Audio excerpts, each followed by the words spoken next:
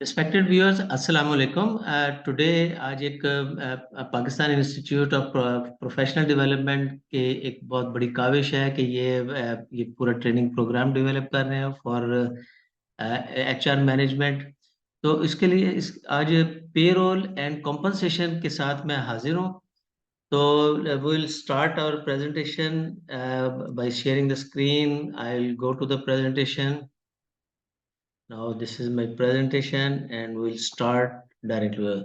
PIPD, as you know, के Pakistan institute of professional development institution है। ये इसमें बड़ा अच्छा इन्होंने रोल प्ले कर रहे हैं और ये एक वर्कशॉप और पूरा ये डिप्लोमा इन एचआरएम ये डेवलप किया जा रहा है। तो this is great programme, this is practical application. जो लोग ऑलरेडी काम कर रहे हैं उनके लिए भी इम्पोर्टेंट है और जो लोग न्यू है उनके लिए भी। तो ये प्रैक्टिकल और लर्निंग एस्पेक्ट दोनों शामिल है इसमें, स्पेशली फोकस ऑन। तो पेरोल एंड कॉम्पनसेशन एचआर का बहुत बड़ा इम्पोर्टेंट, बहुत ही इम्पोर्टेंट सब्जेक्ट है और इसको लर्न करना बहुत ज़रूरी है।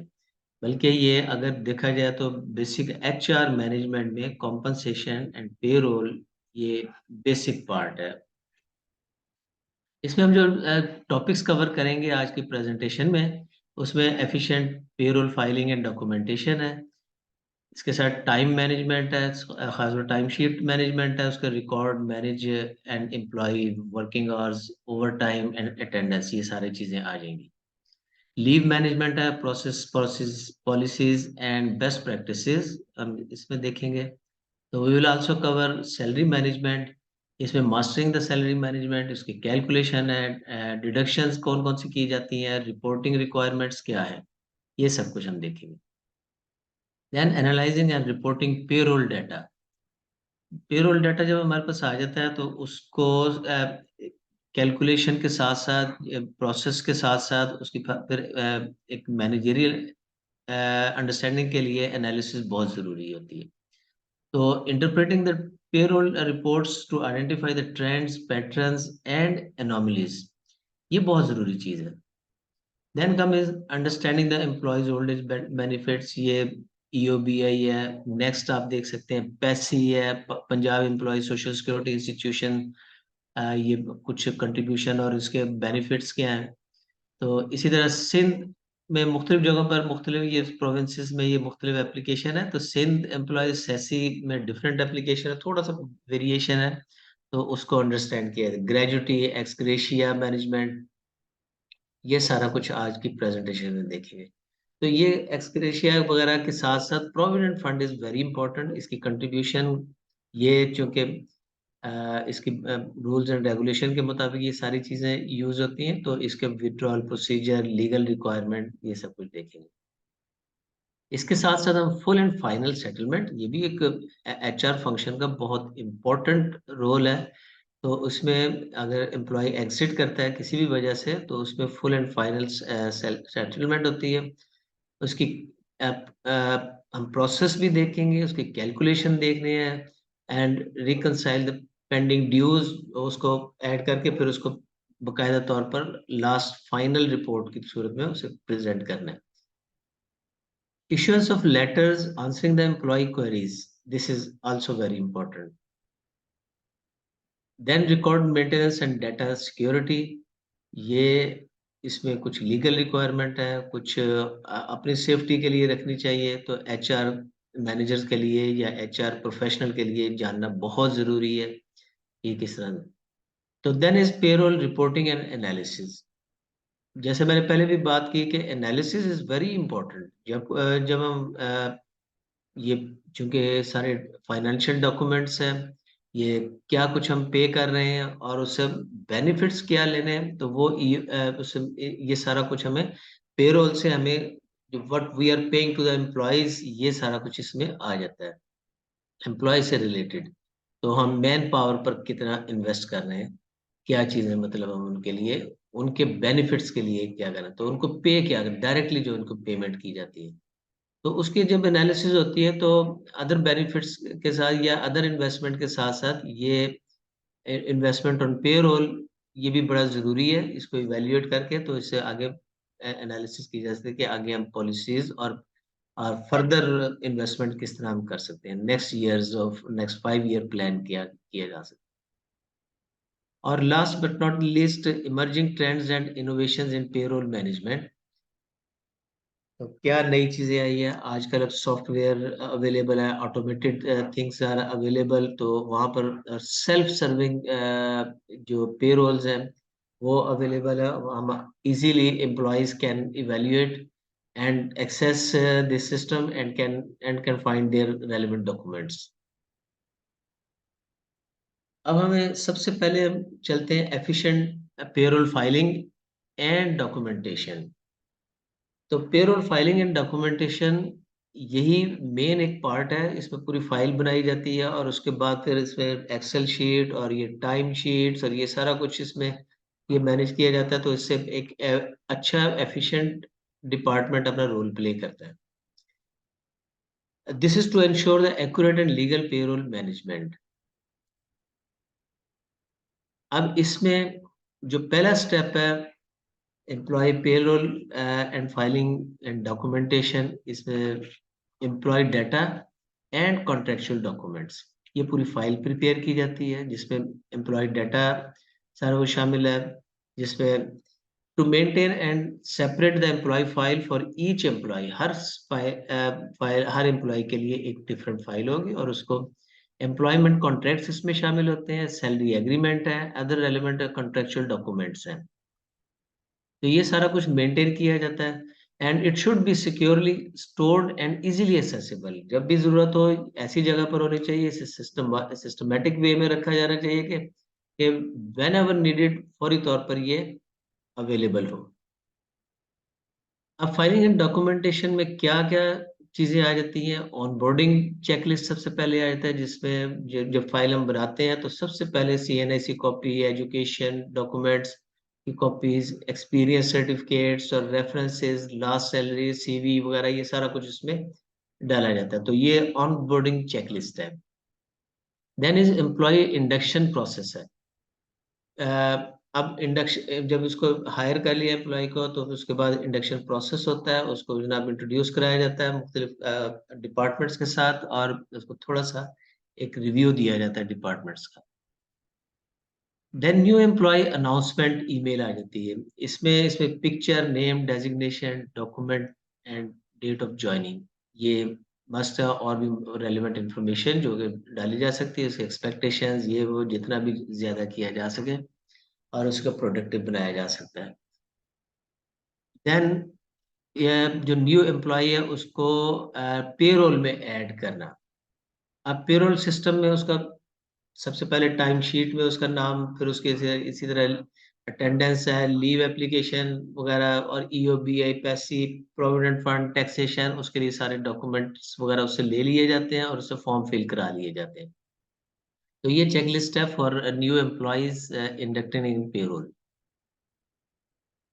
Then accommodate and compliance. इसमें compliance with the policies, rules and regulation के मुताबिक इसको अकोमोडेट करना चाहिए। एवरीथिंग जो कि उससे EOBI है, पैसी है, प्रोविडेंट फंड है और ग्रेजुटी है, एक्सग्रेशिया जो कंपनी ने डिसाइड किया है, ये सारी चीजें अकॉर्डिंगली इसका पेरोल में ऐड होनी चाहिए। और ये हमारी चेकलिस्ट है HR की, और पेरोल डिपार्टमेंट जो है उसमें ये सारी चीजें ऐड करे और उससे रेलिवेंट डाटा ले और उसको कंप्लीट प्रोसेस करवाए।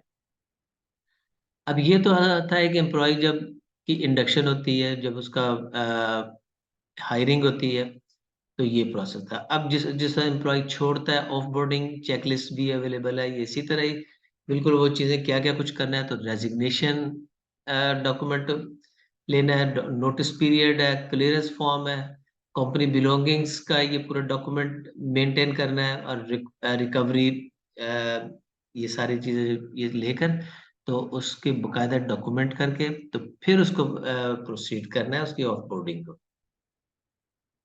Then exit employee announcement email है। ये इफ नेसेसरी जहां पर जिन स्टेक होल्डर्स के लिए जरूरी है तो उनको इन्फॉर्म करना जरूरी होता है, और उसके ये इसमें भी ये लवाजमात शामिल किए थे। एक रिस्पेक्टफुल एग्जिट जो है ना, वो जरूरी होता है। एम्प्लॉय एग्जिट इन पेरोल। अब पेरोल में भी इसी तरह जैसे इंडक्ट किया गया उसी तरह उसको एग्जिट भी करना है। तो सबसे पहले अटेंडेंस शीट से उसका नाम निकलवाना है और उसका फर्दर ताकि वो एडिशन ना हो। तो लीव्स हैं, ईओबीआई है, पैसी है, प्रोविडेंट फंड, टैक्सेशन, अदर्स वगैरह, ये सारा डॉक्यूमेंट्स को क्लोज करना है और इसके रिकॉर्ड को रिमूव करना है या इसको फर्दर प्रोसेस से रोकना है। तो सबसे पहले तो स्टार्ट प्रोसेसिंग द पेरोल, ये गलती से सैलरी वगैरह चली ना जाए अगर ये प्रोसेस डिले भी होता है, तो सबसे पहले इसका स्टॉप लेटर दिया जाता है। तो relevant departments and relevant stakeholders को इसकी कम्युनिकेशन की जाती है। लास्ट में फाइनल सेटलमेंट है। इसमें जो एचआर के रोल्स हैं उसमें एचआर एग्जिट इंटरव्यूज है, फाइनल चेक एंड और कैश है, एक्सपीरियंस लेटर है, फेयरवेल फॉर सीनियर्स, अगर जिसने अच्छी सर्विस दी है तो उसके लिए फेयरवेल, और जैसे ये कंपनी पॉलिसीज भी होती हैं और ये गुडविल होती है एचआर मैनेजर को, इनको अच्छे तरीके से एक for the prepare for wellbeing of the company और उसकी एक अच्छी रिप्यूट के लिए ये सारा कुछ करना चाहिए। अब इसी तरह आ जाते हैं टाइम शीट मैनेजमेंट। पेरोल सारा डॉक्यूमेंटेशन हमने देखा, उसमें सबसे स्टार्टिंग जो चीज है वो टाइम शीट मैनेजमेंट है। सर टाइम शीट मैनेजमेंट से ही आगे डॉक्यूमेंट्स स्टार्ट होते हैं और इसकी यहीं से इसकी एंट्री स्टार्ट होती है। आइदर मैनुअली भी होती है, एक्सेल में एंटर करके उसे ऑटोमेटेड किया जा सकता है, या ऑटोमेटेड सॉफ्टवेयर भी अवेलेबल है। तो टाइम शीट मैनेजमेंट में इसमें all employees mark their attendance on biometric में मशीन, इसमें वहाँ पर अटेंडेंस डालते हैं, तो जब उनका time in and time out और उसके टोटल कैलकुलेशन वगैरह करके तो उसके अटेंडेंस ये ऑटोमेटिकली या फिर मैनुअली वर्कशीट में डाल दी जाती है, या ऑटोमेटेड सॉफ्टवेयर में डाल दिया जाता है कि ये आज के दिन इस टाइम से इस टाइम तक अवेलेबल था, अगर नहीं है तो फिर आगे क्या किया जाए। इसी तरह लीव एप्लीकेशन है, अगर नहीं है तो फिर आगे लीव एप्लीकेशन वहां पर सबमिट होगी, तो उसमें वो फिलिंग हो जाएगी कि वो किस किस्म की लीव थी, शॉर्ट लीव है, हाफ लीव है, फुल डे लीव है, एंड टाइप्स ऑफ लीव्स जिसमें सिक लीव है, एनुअल लीव है, या किस किस्म की लीव है। और लेकिन इस सिस्टम को डबल चेक जरूर होना चाहिए। इसमें double check the attendance time sheet computerise and manually. अगर कंप्यूटराइज मेथड है वो तो बहुत अच्छा है, लेकिन इसके साथ साथ मैनुअल भी मेंटेन करना चाहिए सो दैट कि कभी कोई एम्बिग्यूटी हो तो वहां से फिर इसका डाटा लिया जाए। इसमें TADA, overtime, late timing, late sitting, outdoor duty allowance and everything as per company policy, ये सारा रिकॉर्ड में आ जाना चाहिए और आता है, और उसे फिर डॉक्यूमेंट कर देना चाहिए, जो कि फिर आगे further calculation in the salary and benefits में ये चला जाता है। ये ऑटोमेटिकली भी चला जाता है, मैनुअली भी डाल सकते हैं। और उसके बाद जो लास्ट में कंपनी ग्रेडिंग स्ट्रक्चर जो है ना, वो डिफाइन कर देना चाहिए। वेल डिफाइंड स्ट्रक्चर पहले से अवेलेबल हो तो उसमें भी ऑटोमेटिकली जब ये डाटा सारा जाएगा तो उसमें ये it will automatically calculate the outdoor duty, daily allowances, late sitting, जो इसके बेनिफिट्स हैं, food allowance and other time calculations, ये सब की चीजें चीजें उसमें ऑटोमेटिकली फर्दर शीट्स में आ जाएगा।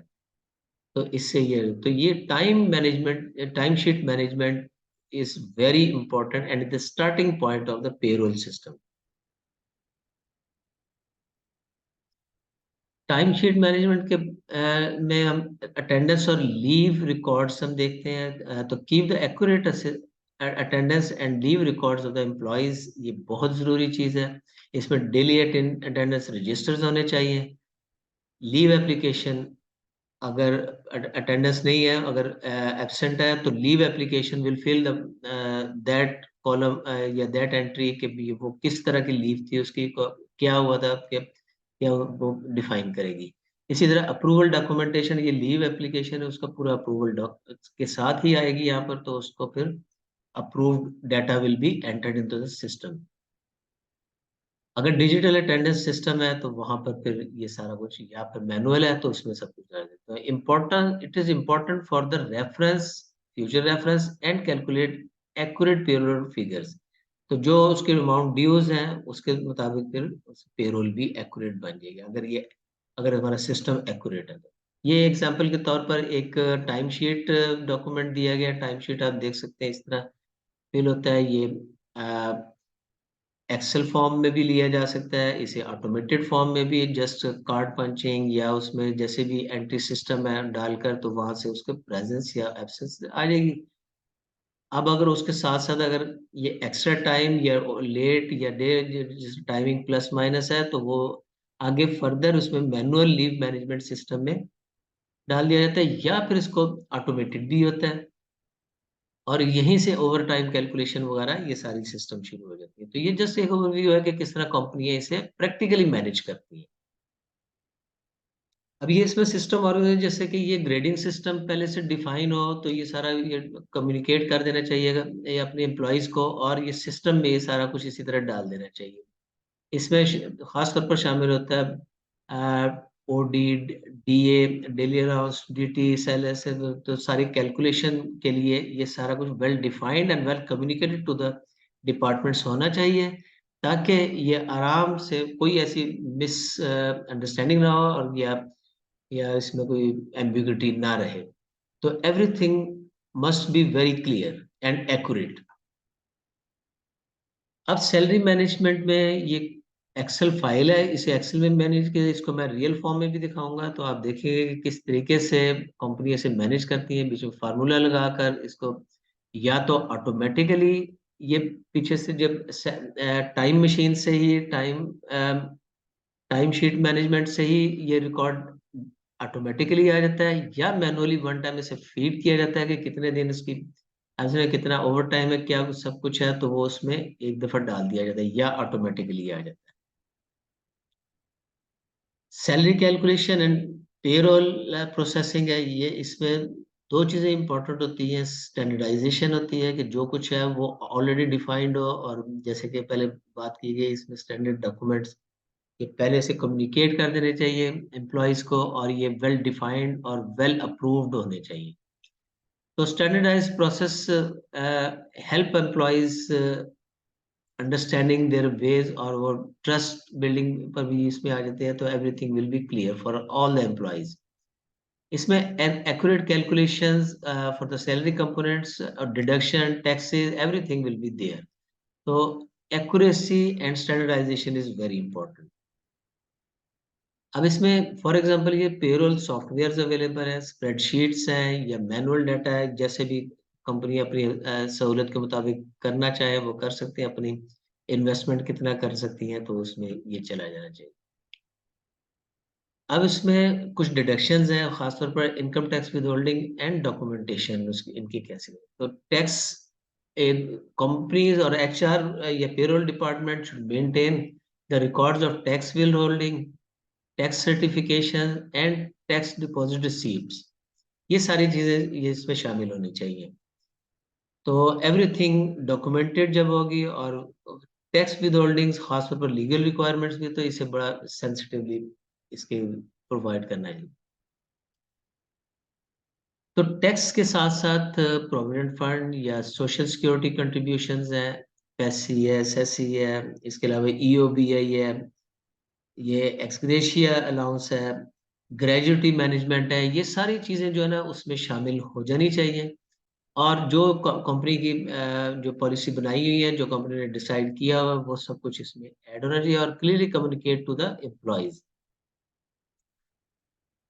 अब इसके records of contribution of all these things, provident fund, security, other social security items, ये इसके रिकॉर्ड में आना चाहिए। और आगे जाकर हम शीट में भी देखेंगे, एक्सेल शीट में मैं आपको दिखाऊंगा कि यहाँ पर किस तरह कैलकुलेशन और उसके बाद फिर उसको डाटा को एंटर कर दिया जाता है। तो फिर ऑटोमेटिकली ये चीज़ें कैलकुलेट होती रहती है, तो ये टाइम सेविंग के लिए बड़ी ज़रूरी होती है। Then employee declarations for all these things, it is also important, and payment receipts है वो सारा कुछ इसमें डॉक्यूमेंट कर देना चाहिए। तो also maintain a ledger और रजिस्टर, एक डॉक्यूमेंट पूरा मेंटेन करना चाहिए, so that for future purpose और legal requirement any time when needed it should be available. Record retention and compliance next इसका स्टेप आता है। तो जो हमने डाटा एंट्री की उसका हमारे पास सब कुछ, अगर कोई रिसीट्स हैं, कोई डॉक्यूमेंट्स अवेलेबल हैं, वो हमारे पास मेंटेन भी रहना चाहिए। और जब सिस्टम में चला जाता है उस रिकॉर्ड को हमें मेंटेन रखना है और उसे रिटेन करना है एक certain period of time which is legally required and beyond that period if needed. तो लीगल रिकॉर्ड रिटेंशन रिक्वायरमेंट्स ये एक एचआर मैनेजर को मालूम होनी चाहिए, सो दैट कि कोई आगे कॉम्प्लिकेशन ना आए। व्हेनेवर कोई ऐसे कोई सीरियस कॉम्प्लिकेशंस आती है तो रिकॉर्ड रिप्रोड्यूस किया जा सके विद नो टाइम। इसी तरह इनकम टैक्स रिकॉर्ड्स हैं, ये मेंटेन रखने चाहिए और इसको whenever needed from the departments, या फिर कोई लीगल रिक्वायरमेंट है या फिर एम्प्लॉय की नीड है या somewhere else it is required, तो वो इमीडिएटली अवेलेबल हो। इसी तरह एम्प्लॉयमेंट कॉन्ट्रैक्ट्स इसमें रिकॉर्ड में होने चाहिए, सैलरी स्लिप्स होनी चाहिए और एम्प्लॉय बेनिफिट रिकॉर्ड्स या सैलरी स्लिप, ये at least any time any salary month या ईयर, वो जो कि जहाँ तक रिकॉर्ड रिटेंशन जरूरी है उन सब चीज़ों की ये पूरा डाटा अवेलेबल होना चाहिए and ready to be delivered. तो ये हमारा overall documentary filing and documentation पर था, और इसमें जिसमें हमने टाइम शीट को खासतौर पर देखा। तो टाइम शीट आपने देखा कि time sheet is very important for starting point. इस यहीं से आगे पर हम अपनी एक्सेल फाइल जो बनाते हैं वो कंप्लीट पेरोल मैनेजमेंट के लिए, तो उसमें डाटा एंट्री होती है। तो नेक्स्ट हम चलते हैं जनाब। अच्छा, ये डॉक्यूमेंट उससे पहले हम देखते हैं कि ये एम्प्लॉय अटेंडेंस ट्रैकर एक कंपनी का, और उसमें किस तरीके से इसे मैनेज किया जाता है और उसकी ये आगे फर्दर फॉर्मेलिटीज क्या है। अगर अटेंडेंस, ये ऊपर अटेंडेंस पूरा ये दी है और नीचे अगर एम्प्लॉय लेट होता है तो क्या प्रोसीजर्स होने चाहिए उसके लिए, वार्निंग वगैरह के सिलसिले में। ये मुख्तलिफ कंपनियों में मुख्तलिफ तरीके चलते हैं। ये एक एग्जांपल ऑफ अटेंडेंस शीट है, मंथली एम्प्लॉय अटेंडेंस, ये आगे प्रेजेंट की गई है कि किस किस दिन कौन सा एम्प्लॉय प्रेजेंट था, एब्सेंट था, और किस किस्म की लीव थी। अगर एब्सेंट था तो क्या उसकी लीव थी या अन इन्फॉर्म्ड कोई लीव है। इसी तरह अब इसके एनालिसिस बड़ी जरूरी है। तो एनालिसिस डिफरेंट वेज से कंपनियां करती हैं, ये जैसे एक एग्जांपल दिए, ये आगे जाकर हम मजीद इसको देखें। अच्छा, अब यहाँ पर अब जो ये चीजें हैं प्रैक्टिकली हम देखते हैं कौन सी चीज को किस तरह मैनेज किया जाता है। तो दिस इज वेरी इंपॉर्टेंट कि सबसे पहले हम अटेंडेंस देखते हैं कि किस तरह कंपनियां मैनेज करती हैं। ये एक मैनुअल फॉर्म है, ये अटेंडेंस कार्ड है जिसको हर एम्प्लॉय का उसके मंथ एवरी मंथ एक कार्ड बनाया जाता है, तो वो कंप्लीट करके तो वो खुद साइन करके एवरी डे वो साइन करके रखता रहता है। तो ये फिर at the end of the month उसको अपनी भी वेरिफिकेशन होती है डेली बेसिस पर, वो चूंकि उसे इसको साइन कर रहा है, तो it will be clear for him as well as the company. तो इसको फिर यहाँ से ही, ये चूंकि स्टार्टिंग पॉइंट होता है, तो ये बड़ा जरूरी होता है कि इसकी ऑथेंटिसिटी और उसकी ट्रांसपेरेंसी रहनी चाहिए।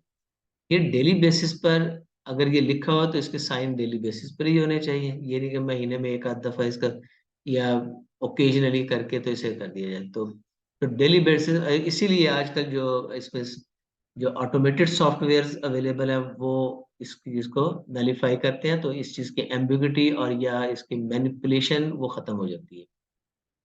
तो ये पूरा मैं इसका नीचे तक इसका दिखा देता हूँ, सेम थिंग है, वो डेट सिर्फ आगे आ जाती हैं और लास्ट में इसकी जो फर्दर इसकी समरी जिसे कह लें, तो ये डालकर तो साइन करके मंथ एंड पर एचआर और डिपार्टमेंटल हेड के थ्रू ये भेज दिया जाता है। तो इसे फिर आगे सैलरी डॉक्यूमेंट्स में ऐड कर लिया जाता है।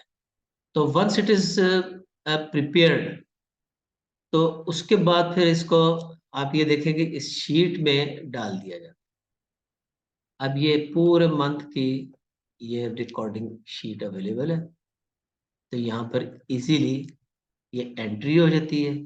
अब इस शीट में आप देखें कि ये अब मैं थोड़ा सा इसका इंट्रोडक्शन करा देता हूँ। एम्प्लॉय नेम है, इसमें आईडी है, डेजिग्नेशन है, और फिर डेली बेसिस पर इसकी एंट्री है। वो ये चाहे डायरेक्टली मतलब हो जाए या फिर इन मैनुअल फॉर्म में at the end of the month एक दफा डाल दी जाती है, तो उसके बाद फिर ये मेंटेन होता है। ये आप देखते हैं आगे फिर ये वाइट पोर्शन जो है ना, ये ऑटोमेटिक कैलकुलेशन है। इसमें कुछ एंट्री करने की जरूरत नहीं, ये automatically leave allowance, allowed leave है, total days in a month, total working days कितने हैं, तो वर्क डेज छुट्टियां माइनस करके तो ये टोटल डेज ऑफ कितने हैं, तो ये सारा कुछ डाटा आ जाएगा। और यही डाटा आगे फर्दर फाइल में मेंटेन हो जाएगा, ऑटोमेटिकली उसमें चला जाएगा। अब यहाँ पर देखिए कि यहाँ पर जो है ना, ये अब कुछ करने की जरूरत नहीं थी। ये जो वर्किंग डेज और ये सारा अलाउड लीव्स और लीव टेकन, ये कैलकुलेट होकर खुद ब खुद उधर से आ गया।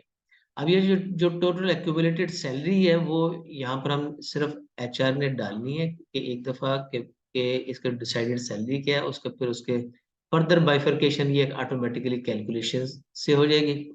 तो मे की अगर इसकी छुट्टियों के साथ कैलकुलेशन 60,000 की बजाय 53,000 हो गई है। इसी तरह बेसिक सैलरी है, उसका एक पोर्शन होता है daily allowance, HR allowance, sorry house rent allowance, और ये कन्वेंस अलाउंस या एवरीथिंग अलाउंसेस वगैरह इसमें ऐड हो जाएंगे। मेडिकल एक्सपेंसेस अगर कोई है या फिर मेडिकल अलाउंस है, तो वो उसको ऐड कर दिया जाएगा। ये सारी एडिशंस है, बोनस है, स्पेशल अलाउंस है, टीए है, तो यहाँ पर टोटल ये सारा कुछ होकर आ जाएगा। तो ये बाकी सारा कुछ आगे ऑटोमेटेड ही है, कोई चीज सिवाय ये सैलरी जो है उसको डिसाइडेड सैलरी है वो उसमें ऐड की, बाकी ऑटोमेटिक कैलकुलेशन हो। इसके बाद डिडक्शन भी इसी तरह ऑटोमेटिक होंगी इसमें।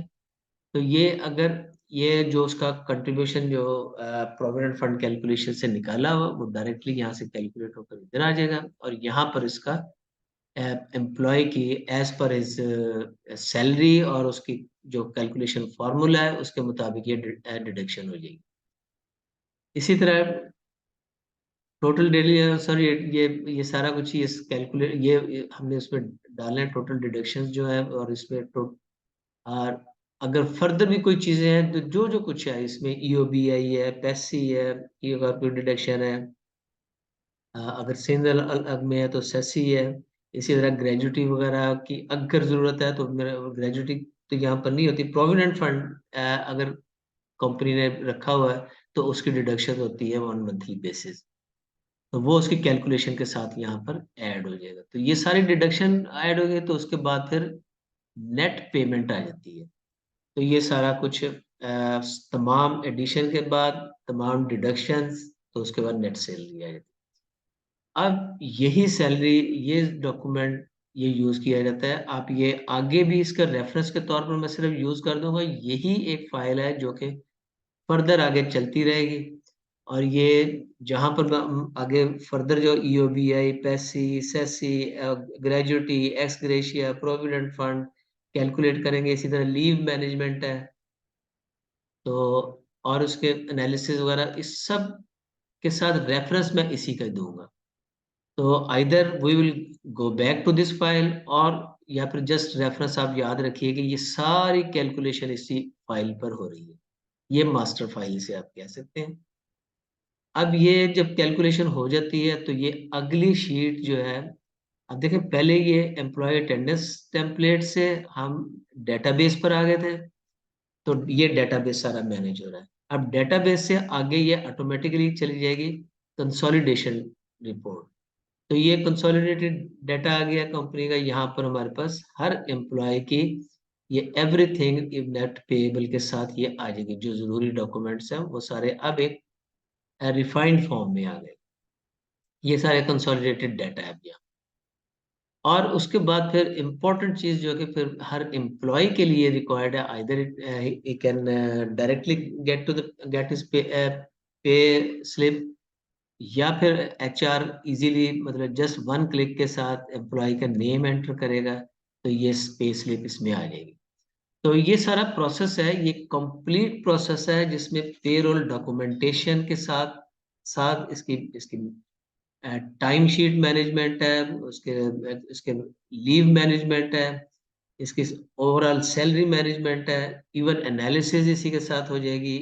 और कोई डिडक्शंस हैं तो ईओबीआई, पैसिव या बेनिफिट्स हैं, मेडिकल, एक्सग्रेशिया, प्रोविडेंट फंड, और even full and final payment के लिए जब इसमें एग्जिट प्रोसेस में आ जाती है तो वहां पर भी यही फाइल आगे जरूर जरूर यूज होगी, और इसी के मुताबिक फिर ये सारे प्रोसेसेस किए जाए। तो ये सारी कैलकुलेशन और each and every record is here in this regarding the pay salaries and benefits to the employees, ये सब कुछ यहाँ पर अवेलेबल।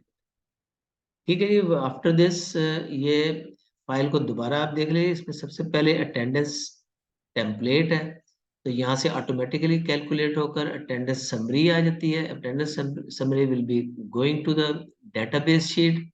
तो डेटाबेस शीट में अगर सिर्फ हम सैलरी, डिसाइडेड सैलरी उसकी एम्प्लॉय की डाल देते हैं तो उसके बाद ऑटोमेटिकली सारी कैलकुलेशन होती रहेगी। कुछ चीजें कैलकुलेशन प्रोसीजर हमने दूसरी शीट्स में हम डाल सकते हैं। For example provident fund calculation या SSC PESSI calculation, provident fund EOBI calculation है, तो उसके लिए हम अलग से फाइल बनाकर वहां से फिर डाटा ऑटोमेटिकली या इसी के साथ सैलरी के साथ लिंक करके उसका फार्मूला लगा। तो यहाँ पर आप देख सकते हैं ये सारे जितने भी डिडक्शन है ना, ये ऑटोमेटिक फार्मूला लगाए। मिसाल के तौर पर प्रोविडेंट फंड कंट्रीब्यूशन है, तो ये डायरेक्टली कैलकुलेट होकर इसमें आ गया हो। तो कोई मैनिपुलेशन नहीं है, कोई कुछ नहीं है, जस्ट सैलरी डालेंगे ऑटोमेटिकली ये सारी चीजें आ जाएंगी। और उस इसी तरह हम उसे डॉक्यूमेंट जो प्रोविडेंट फंड ऑर्गेनाइजेशन है उसमें सबमिट कर देंगे। एचआर डिपार्टमेंट का यही काम होता है, वो फिर आगे और सैलरी से डिडक्शन जो है वो यहाँ पर आ गई, तो मजीद उसके डॉक्यूमेंट्स मेंटेन किए जा सकते हैं और किए जाते हैं। अब ये हर एम्प्लॉय के लिए अलग अलग फाइल भी इनकी बनी होती है। ये डेटाबेस के बाद कंसोलिडेशन डाटा आ जाएगा। ये फर्दर एनालिसिस और डेवलप डिपार्टमेंटल कम्युनिकेशन के लिए यूज होता है, तो ये यूज किया जा सकता है। लास्ट में सैलरी स्लिप के साथ इसी के साथ, तो ये सारा ऑटोमेटेड वर्कशीट है। तो कुछ कंपनी ऐसे ऑटोमेटिक बनाती है, कुछ कंपनी ऐसे मैनुअल बेस पर ये करती है। तो इट डिपेंड्स कि उनकी कितनी नीड है और कितना बड़ा मतलब कि ऑर्गेनाइजेशन है, एम्प्लॉयज उसमें कितने इन्वॉल्व है कि मैनुअली कॉम्प्लिकेशंस आती हैं तो उसे ऑटोमेटिकली सबसे बेहतरीन प्रोसेस होता है। तो विद दिस ये तो हमारा पोर्शन इसको हमने कवर कर लिया। तो ये अटेंडेंस और ये सारी चीजें आ गई इसमें।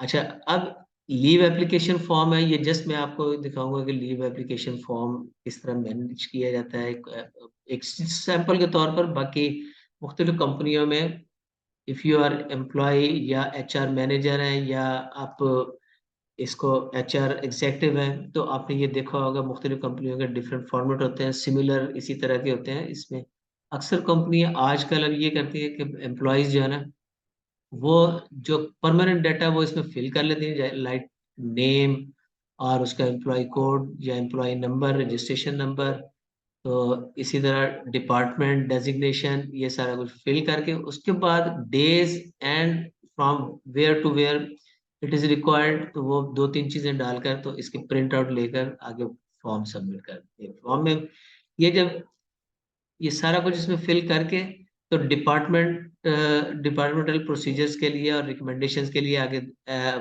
हायर साइड पर चला जाता है। सबसे पहले डिपार्टमेंटल मैनेजर के पास जाता है, फिर उसके बाद अप्रूवल फॉर हायर मैनेजमेंट, और उसके बाद एचआर उसको फाइनली अप्रूव करता है। तो ये इसके बाद ये प्रोसीजर में आया। तो ये पूरा प्रोसीजर जब भी हम ये कहेंगे कि application procedure for leave application procedure, तो ये सारा प्रोसीजर ये इसी फॉर्म के थ्रू मैनेज होता है। अब हमने अटेंडेंस शीट में नंबर वन तो जो प्रेजेंस और एब्सेंट है, तो एब्सेंट को हमने डिफाइन करना है, तो वो leave application form will define कि ये आप किस किस्म की लीव डालनी है। उसके बाद फिर अगर कुछ लोग एब्सेंट हैं तो वो may be on the on official duty outside the organisation, तो वहां पर इनको फिर ये एक फॉर्मेट वो अलग से सबमिट करना है। तो ये भी इसी तरह ही पूरा एक प्रोसीजर है। तो यहाँ पर जो एम्प्लॉयज बाहर जाते हैं किसी काम के सिलसिले में, ये एज पर पॉलिसीज के किस वक्त उसकी परमिशन लेनी है, कब सबमिट करना है, तो क्या नीड है, इमरजेंसी है या फौरी तौर पर जा रहे हैं, तो एवरीथिंग वो इसमें यहाँ पर मेंशन करके, ये बिल्कुल उसी तरह की फॉर्म है जिसमें लीव एप्लीकेशन फॉर्म होता है, इसमें ईच एम्प्लॉय का ये अलग से डे फ्रॉम और टू करके तो वो इसे सबमिट कर देते हैं। तो it will go to the for the approval from is immediate manager, और उसके बाद फिर हायर मैनेजमेंट एडमिनिस्ट्रेशन और एचआर मैनेजर की तरफ आ जाता है। तो ये इसको फिल करके भेज दिया जाता है मैनुअली ही, ये होता है क्योंकि सिग्नेचर रिक्वायर्ड है, लेकिन ये इसे आजकल जो इसमें जितनी भी सॉफ्टवेयर सिस्टम आ रहे हैं, ऑटोमेटेड सॉफ्टवेयर सिस्टम, उसमें ये इसकी भी इसमें प्रोविजन होती है। तो इसमें डिफरेंट वे से इसे मैनेज किया जा सकता है। तो लेकिन ये इसका रिकॉर्ड डाटा बड़ा जरूरी होता है। इसी तरह लीव एप्लीकेशन फॉर्म हो गया, ओवर टाइम फॉर्म है। इसी तरह अगर जो एम्प्लॉयज लेट सिटिंग करते हैं तो उसके लिए as per requirement rules and regulation और कंपनी पॉलिसीज के तहत इसको ये सारा फॉर्म फिल करके डिपार्टमेंट की सूरत में पूरा डिपार्टमेंट का एक फॉर्म सबमिट कर दिया जाता है। ये ऑल एम्प्लॉयज और डिपार्टमेंट की तरफ से ये रिक्वेस्ट आती है कि ये लोग इन्होंने इतना ओवर टाइम किया है। अब दिस कैन बी वेरीफाइड, या ये आता ही फ्रॉम टाइम शीट से है, तो टाइम शीट से भी लिया था और डिपार्टमेंट मैनेजर इसको बनाकर कंप्लीट करके ये अपने पास भी उसे मैनेज करते हैं डेली बेसिस पर। उसके पर इसको मैनेज करके डिपार्टमेंट की रिपोर्ट एक भेज देते हैं एचआर डिपार्टमेंट को या एडमिन डिपार्टमेंट को फॉर फर्दर प्रोसीजर, और ये थ्रू प्रॉपर चैनल ये एचआर डिपार्टमेंट के पास आ जाता है।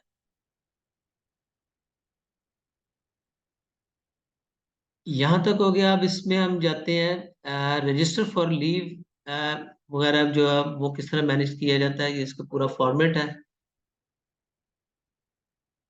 तो ये हर एम्प्लॉय का अपना ये फॉर्मेट होता है, और इसमें आप ये देख सकते हैं नीचे, अगर आप इसको annual leaves, casual leave, sick leaves, तीन हिस्सों में से डिवाइड किया जाता है। ये एक कंपनी का सिस्टम है, तो भी बहुत से तरीके इसी तरह यूज किए जा सकते हैं। It is not the only way. तो ये अपनी नीड के मुताबिक और जो हमारी ये अलॉटेड लीव्स होती हैं उसके मुताबिक इसे फॉर्मेट को मैनेज किया जा सकता है। तो यहाँ पर आप ये देखें, अगर जिस दिन एप्लीकेशन दी है उस डेट डालें, नंबर ऑफ डेज लीव के लिए, तो leave applied for how many days. इसी तरह लीव अवेल्ड, ऑलरेडी अवेल कितनी कर चुके हैं, मतलब अब ये अगर ये अप्रूव हो गई है ना तो ये अवेल में आ जाएगी। तो बैलेंस कितनी रहेगी, 9 लीव्स। टोटल लीव्स यहाँ पर 14 और 3 17 थी। तो इसमें 8 में से 9, 17 में से अगर 8 निकाल देते हैं बाकी 9 रह जाती है। तो यहाँ पर बैलेंस भी आ जाएगा। नेक्स्ट टाइम जब वो ये लीव लेगा तो यहाँ पर इसके एनुअल लीव्स का रिकॉर्ड पूरा मेंटेन होता रहेगा। तो एम्प्लॉय कैन सेल्फ इवेल्युएट, और ये अगर सेल्फ सर्विस अवेलेबल है तो उसको खुद भी देख सकता है, उसे कम से कम अपने पास मेंटेन रख सकता है। इसी तरह अगर कैजुअल लीव है, सेम वही प्रोसेस है, उसका बैलेंस आ जाएगा। सिक लीव है, सेम उसका बैलेंस आ जाएगा। तो उसके अलावा टोटल सिक, कुछ कंपनी फिर आगे प्रोविजन देती है कि कुछ लीव्स को आप दूसरी लीव्स में कन्वर्ट कर सकते हैं, तो वो एज पर पॉलिसी से मेंटेन किया जाता है। तो ये हर एम्प्लॉय के लिए अलग अलग ये फॉर्मेट है, तो इसे वो देख सकते हैं। तो यही फॉर्मेट ये एचआर के पास तो मस्ट होना चाहिए, और ये मस्ट होता है तो वो उसे फिर देखकर उस हिसाब से ये मेंटेन करता है। ठीक है, उसके बाद फिर शॉर्ट लीव्स है। ये भी उसी तरह बिल्कुल लीव एप्लीकेशन फॉर्म ही है। इसमें शॉर्ट लीव इस तरह ली जाती है, ये एक कंपनी लोगो, यहाँ पर कंपनी नेम आ जाता है। तो एम्प्लॉय नेम और ये सारे फॉर्मेलिटी फिल करके ये भेज दिया जाता है, और ये शॉर्ट सा फॉर्म है। शॉर्ट लीव है, चूंकि कोई इमरजेंसी हो जाती है या किसी काम के लिए जाना है एम्प्लॉय को, तो वो शॉर्ट लीव लेकर जा सकता है। लास्ट में ये सैलरी कैलकुलेशन स्टेप है, जो कि ऑलरेडी मैं आपको ये यहाँ शुरू में दिखा चुका हूँ। तो पूरी कंप्लीट सैलरी कैलकुलेशन, जिसमें टाइम शीट से लेकर, टाइम शीट से जब उनकी एंट्री हो जाती है तो उस दिन की प्रेजेंस लग जाती है। इवन अगर उसके वहाँ पर एडिशनल टाइम उसने स्पेंड किया है तो वो थ्रू जो ओवर टाइम शीट से मजीद उसके के अंदर एंटर हो जाता है। तो ये सारी चीजें उसमें शामिल हैं। तो ये टाइम कैलकुलेशन, सैलरी स्लिप जो है ना, ये सारी चीजें इसमें डिटेल के साथ आती हैं। ठीक है जी। अब हम उसके बाद है टाइम शीट और लीव मैनेजमेंट, ये सारा कुछ देखें तो सब हम ब्रीफली देखते हैं टाइम शीट मैनेजमेंट क्या है। इसमें टाइम शीट मैनेजमेंट और इसमें record and manage employee working hours जितने भी उसने टाइम स्पेंड किया है, ये वहां पर आइदर ऑटोमेटिकली या फिर इसका मैनुअल फॉर्मेट बनाया हुआ है, तो उससे ये कैलकुलेट करके एक दफा टाइम शीट में डाल दिया जाता है। इसी में ओवर टाइम और अटेंडेंस सारी चीजें शामिल होती हैं। तो ये आप इसको अगर देखें तो ये इस तरह का एक, अगर मैनुअल फॉर्म है तो इस तरह ये बनता है, अगर ये ऑटोमेटिक और ये इसमें अगर कंपनी सॉफ्टवेयर के साथ चल रही है, लेकिन फिर भी मैनुअल जो है ना वो साथ होना चाहिए। Any time if there is something wrong तो उसका एक मैनुअल फॉर्म भी अवेलेबल होना चाहिए। इसमें जो सबसे पहला स्टेप है जो टाइम शीट मैनेजमेंट में, इसमें स्टैंडर्डाइज टाइम शीट फॉर्मेट होना चाहिए, जिसमें जो मोस्ट इम्पोर्टेंट चीजें to be captured essential information है, वो इसमें date, day, regular working hours कितने हैं, और उसके मुताबिक overtime hours and breaks, everything should be mentioned here. इसी तरह ये फॉर्मेट जो है ना वो यूजर फ्रेंडली होना चाहिए, इजी टू मैनेज होना चाहिए फॉर मैनेजमेंट के लिए भी और एम्प्लॉयज के लिए भी। तो इसमें डिजिटल या फिजिकल जिस तरह भी टाइम शीट आप मैनेज कर सकते हैं वो कर सकते हैं पर रिसोर्सेज के साथ।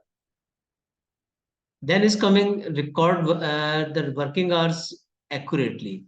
तो स्टार्ट एंड एंड टाइम, यही जो लास्ट में भी बताया कि ये टाइमिंग जो है ना वो बड़ी जरूरी है, तो स्टार्ट एंड एंड टाइम, तो इसी से कैलकुलेट वर्क टाइम हो जाएगा, ब्रेक्स जो है एंड एनी डेविएशन अगर वो यहाँ पर इसमें कैलकुलेट हो जाएगी और इसमें रिकॉर्ड में आ जाएगी। देन कम्स इधर डॉक्यूमेंट ओवर टाइम आवर्स।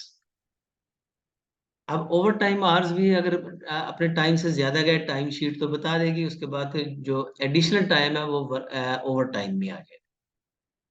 तो it should be as per rules and laws regarding the overtime pay, and it should overcome hours should be clearly documented and approved. तो जितने भी ये early ये record रखे हो तो इसमें ये डॉक्यूमेंटेड और अप्रूव्ड होने चाहिए। ऐसा नहीं है कि अनअप्रूव्ड फॉर्म में अगर ये उसने ओवर टाइम लगाया तो उसके क्या रूल्स रेगुलेशन होंगे, उसके किस हिसाब से उसको पेमेंट की जाएगी, तो या वो किस तरह उसे मैनेज किया जाएगा। अगर वो कम आवर्स हैं तो लगाए हैं, जल्दी चला गया, लेट आया, तो उसको कैसे मैनेज किया जाएगा, तो everything will be there in this. Then fourth step आप देख सकते हैं account for breaks and rest periods. अगर बीच में रेस्ट पीरियड्स मेंशन किए हुए तो वो उसका पूरा ये आना चाहिए, टी ब्रेक्स वगैरह, तो ये सारी चीजें इसमें मेंशन होनी चाहिए। This will ensure the accurate calculation of the total working hours and acceptance with uh, labor and regulation, labor laws and regulations. तो ये एवरीथिंग विल बी देयर। तो इसके मुताबिक रूल्स एंड रेगुलेशन जो कंपनीज है, company के rules regulation, या जो लेबर लॉज के रूल्स रेगुलेशन है, या अथॉरिटीज की रेगुलेटरी रिक्वायरमेंट्स हैं, तो उसके मुताबिक ये सारा पेरोल को एडजस्ट इस तरह करना चाहिए। तो ये सारी चीजें रेस्ट वगैरह इसमें आ जाती है। उप सुपरवाइजर की अप्रूवल जो है वो बड़ी जरूरी होती है। ये सारा कुछ इसमें पूरा हमारे पास रिकॉर्ड होना चाहिए। अगर अगर एप्लीकेशन आती है, शॉर्ट लीव की है, फुल लीव की है, लीव एप्लीकेशन है, आउटडोर ड्यूटी है, वो सारा कुछ मैनुअली भी, या अगर वो सिस्टम रिलेटेड है तो सिस्टम में अवेलेबल होना चाहिए with approval from their supervisors. और टाइम शीट का सारा रिकॉर्ड को मेंटेन रखना चाहिए। तो ये एक एचआर या पेरोल एंड कॉम्पनसेशन डिपार्टमेंट का ये अहम काम है। तो this is for required for the required duration as per Pakistan record retention laws, उसके मुताबिक से करना चाहिए, and serve as evidence of actual working hours, overtime and attendance, then is a payroll calculation and audit. तो ये सारी चीजें maintain के लिए जरूरी होती है। अब हमने टाइम शीट की सारी रिक्वायरमेंट्स की क्यों जरूरी है, किस तरह करना चाहिए, ये सारा कुछ हमने देख लिया। टाइम मैनेज शीट मैनेजमेंट के बाद हम लीव एप्लीकेशन मैनेजमेंट पर जाते हैं। तो जहां पर अब एब्सेंट है, तो एब्सेंट किस वजह से, only absent is not a the thing के उसे ऐड करें, तो इसके आगे फिर बहुत सारी सी डॉक्यूमेंटेशन रिक्वायर्ड है। तो इसमें हम लीव मैनेजमेंट में हम इसके processes, policies and best practices देखेंगे कि किस तरह कंपनियां लेकर चलती हैं और क्या चीज़ें ज़्यादा ज़रूरी है लॉजिकली। तो ये एक सैम्पल फॉर्मेट है कि किस तरीके से टाइम मैनेजमेंट और उसके लीव को मैनेज किया जाता है। अगर एक आदमी छुट्टी पर है तो वो किस छुट्टी पर है, तो वो उसमें ये सारा कुछ ये मेंशन कर दिया जाता है। तो वही अगेन आई एम मेंशनिंग कि इसमें सॉफ्टवेयर भी अवेलेबल है, ऑटोमेटेड शीट्स भी हैं, एक्सेल शीट्स हैं या मैनुअल फॉर्म है। तो सबसे पहला जो स्टेप है इसमें वो लीव टाइप है, वो लीव एप्लीकेशन से आ जाएगा। ठीक है, लीव एप्लीकेशन जैसे आपको बताई दी तो उसमें आ जाता है कि लीव टाइप्स टिक करनी होती है, जैसे कौन सी लीव टाइप है वो उस हिसाब से उसको मेंशन कर देंगे और उसके कलर के साथ मुख्तलिफ कंपनी में मुख्तलिफ सिस्टम्स हैं। तो मिसाल के तौर पर जो आपने देखा था उसमें with coloured and with clear abbreviation वो यहाँ पर पोस्ट हो जाएगा। When it will be posted तो ये ऑटोमेटिक कैलकुलेशन में सैलरी कैलकुलेशन के साथ चला जाएगा और उसका record maintenance, record of leaves as well as record of हिस्ट रीएम्बर्समेंट, ये सारा कुछ इसमें आ जाएगा। अब ये सारे रिकॉर्ड के लिए क्लियर लीव पॉलिसी बहुत जरूरी है कि किस टाइप की लीव है, either it is sick leave, इसमें मेटर्निटी और पेटर्निटी लीव है या अदर एप्लीकेशन लीव है, एनुअल लीव है, every type of leave will be included in it. और इसमें पूरा इसका पॉलिसी के मुताबिक इसको असाइन करना चाहिए और इसके एंटाइटलमेंट्स जो है ना वो क्लैरिटी के साथ कोलीग्स को और एम्प्लॉयज को ये कम्युनिकेट करनी चाहिए।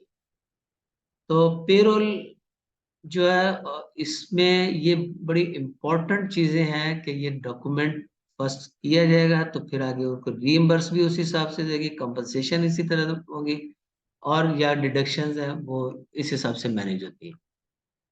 तो लीव एप्लीकेशन प्रोसेस क्या है, इसमें सबसे पहले एप्लीकेशन फॉर्म सबमिट किया जाता है। उसके बाद रिक्वायर्ड डॉक्यूमेंट्स जो रिक्वायर्ड, मिसाल के तौर पर अगर ये अगर एनुअल लीव है तो प्रीवियस लीव्स का रिकॉर्ड जो है वो बेहतर है लगा दे या कम से कम मेंशन कर दे उसमें। और उसके बाद अगर ये सिक लीव है तो कोई बाज कंपनी है प्रिस्क्रिप्शन मांगती है डॉक्टर की या फिर उसमें डॉक्टर की जो एडवाइस है वो लाजमी होती है। तो इट डिपेंड्स कि कौन से डॉक्यूमेंट्स रिक्वायर्ड है किस लीव के लिए और टाइमलाइंस के कब से कब तक और उसमें अप्रूव कि किस वक्त ये सबमिट करनी चाहिए और क्या इसका प्रोसीजर है, ये वेल डिफाइंड होना चाहिए और इसका पूरा एज ए प्रोसीजर के तौर पर ये पॉलिसी बनी गई। And approving and rejecting process है, अगर रिक्वेस्ट जाती है तो अप्रूव भी हो सकती है, रिजेक्ट भी हो सकती है।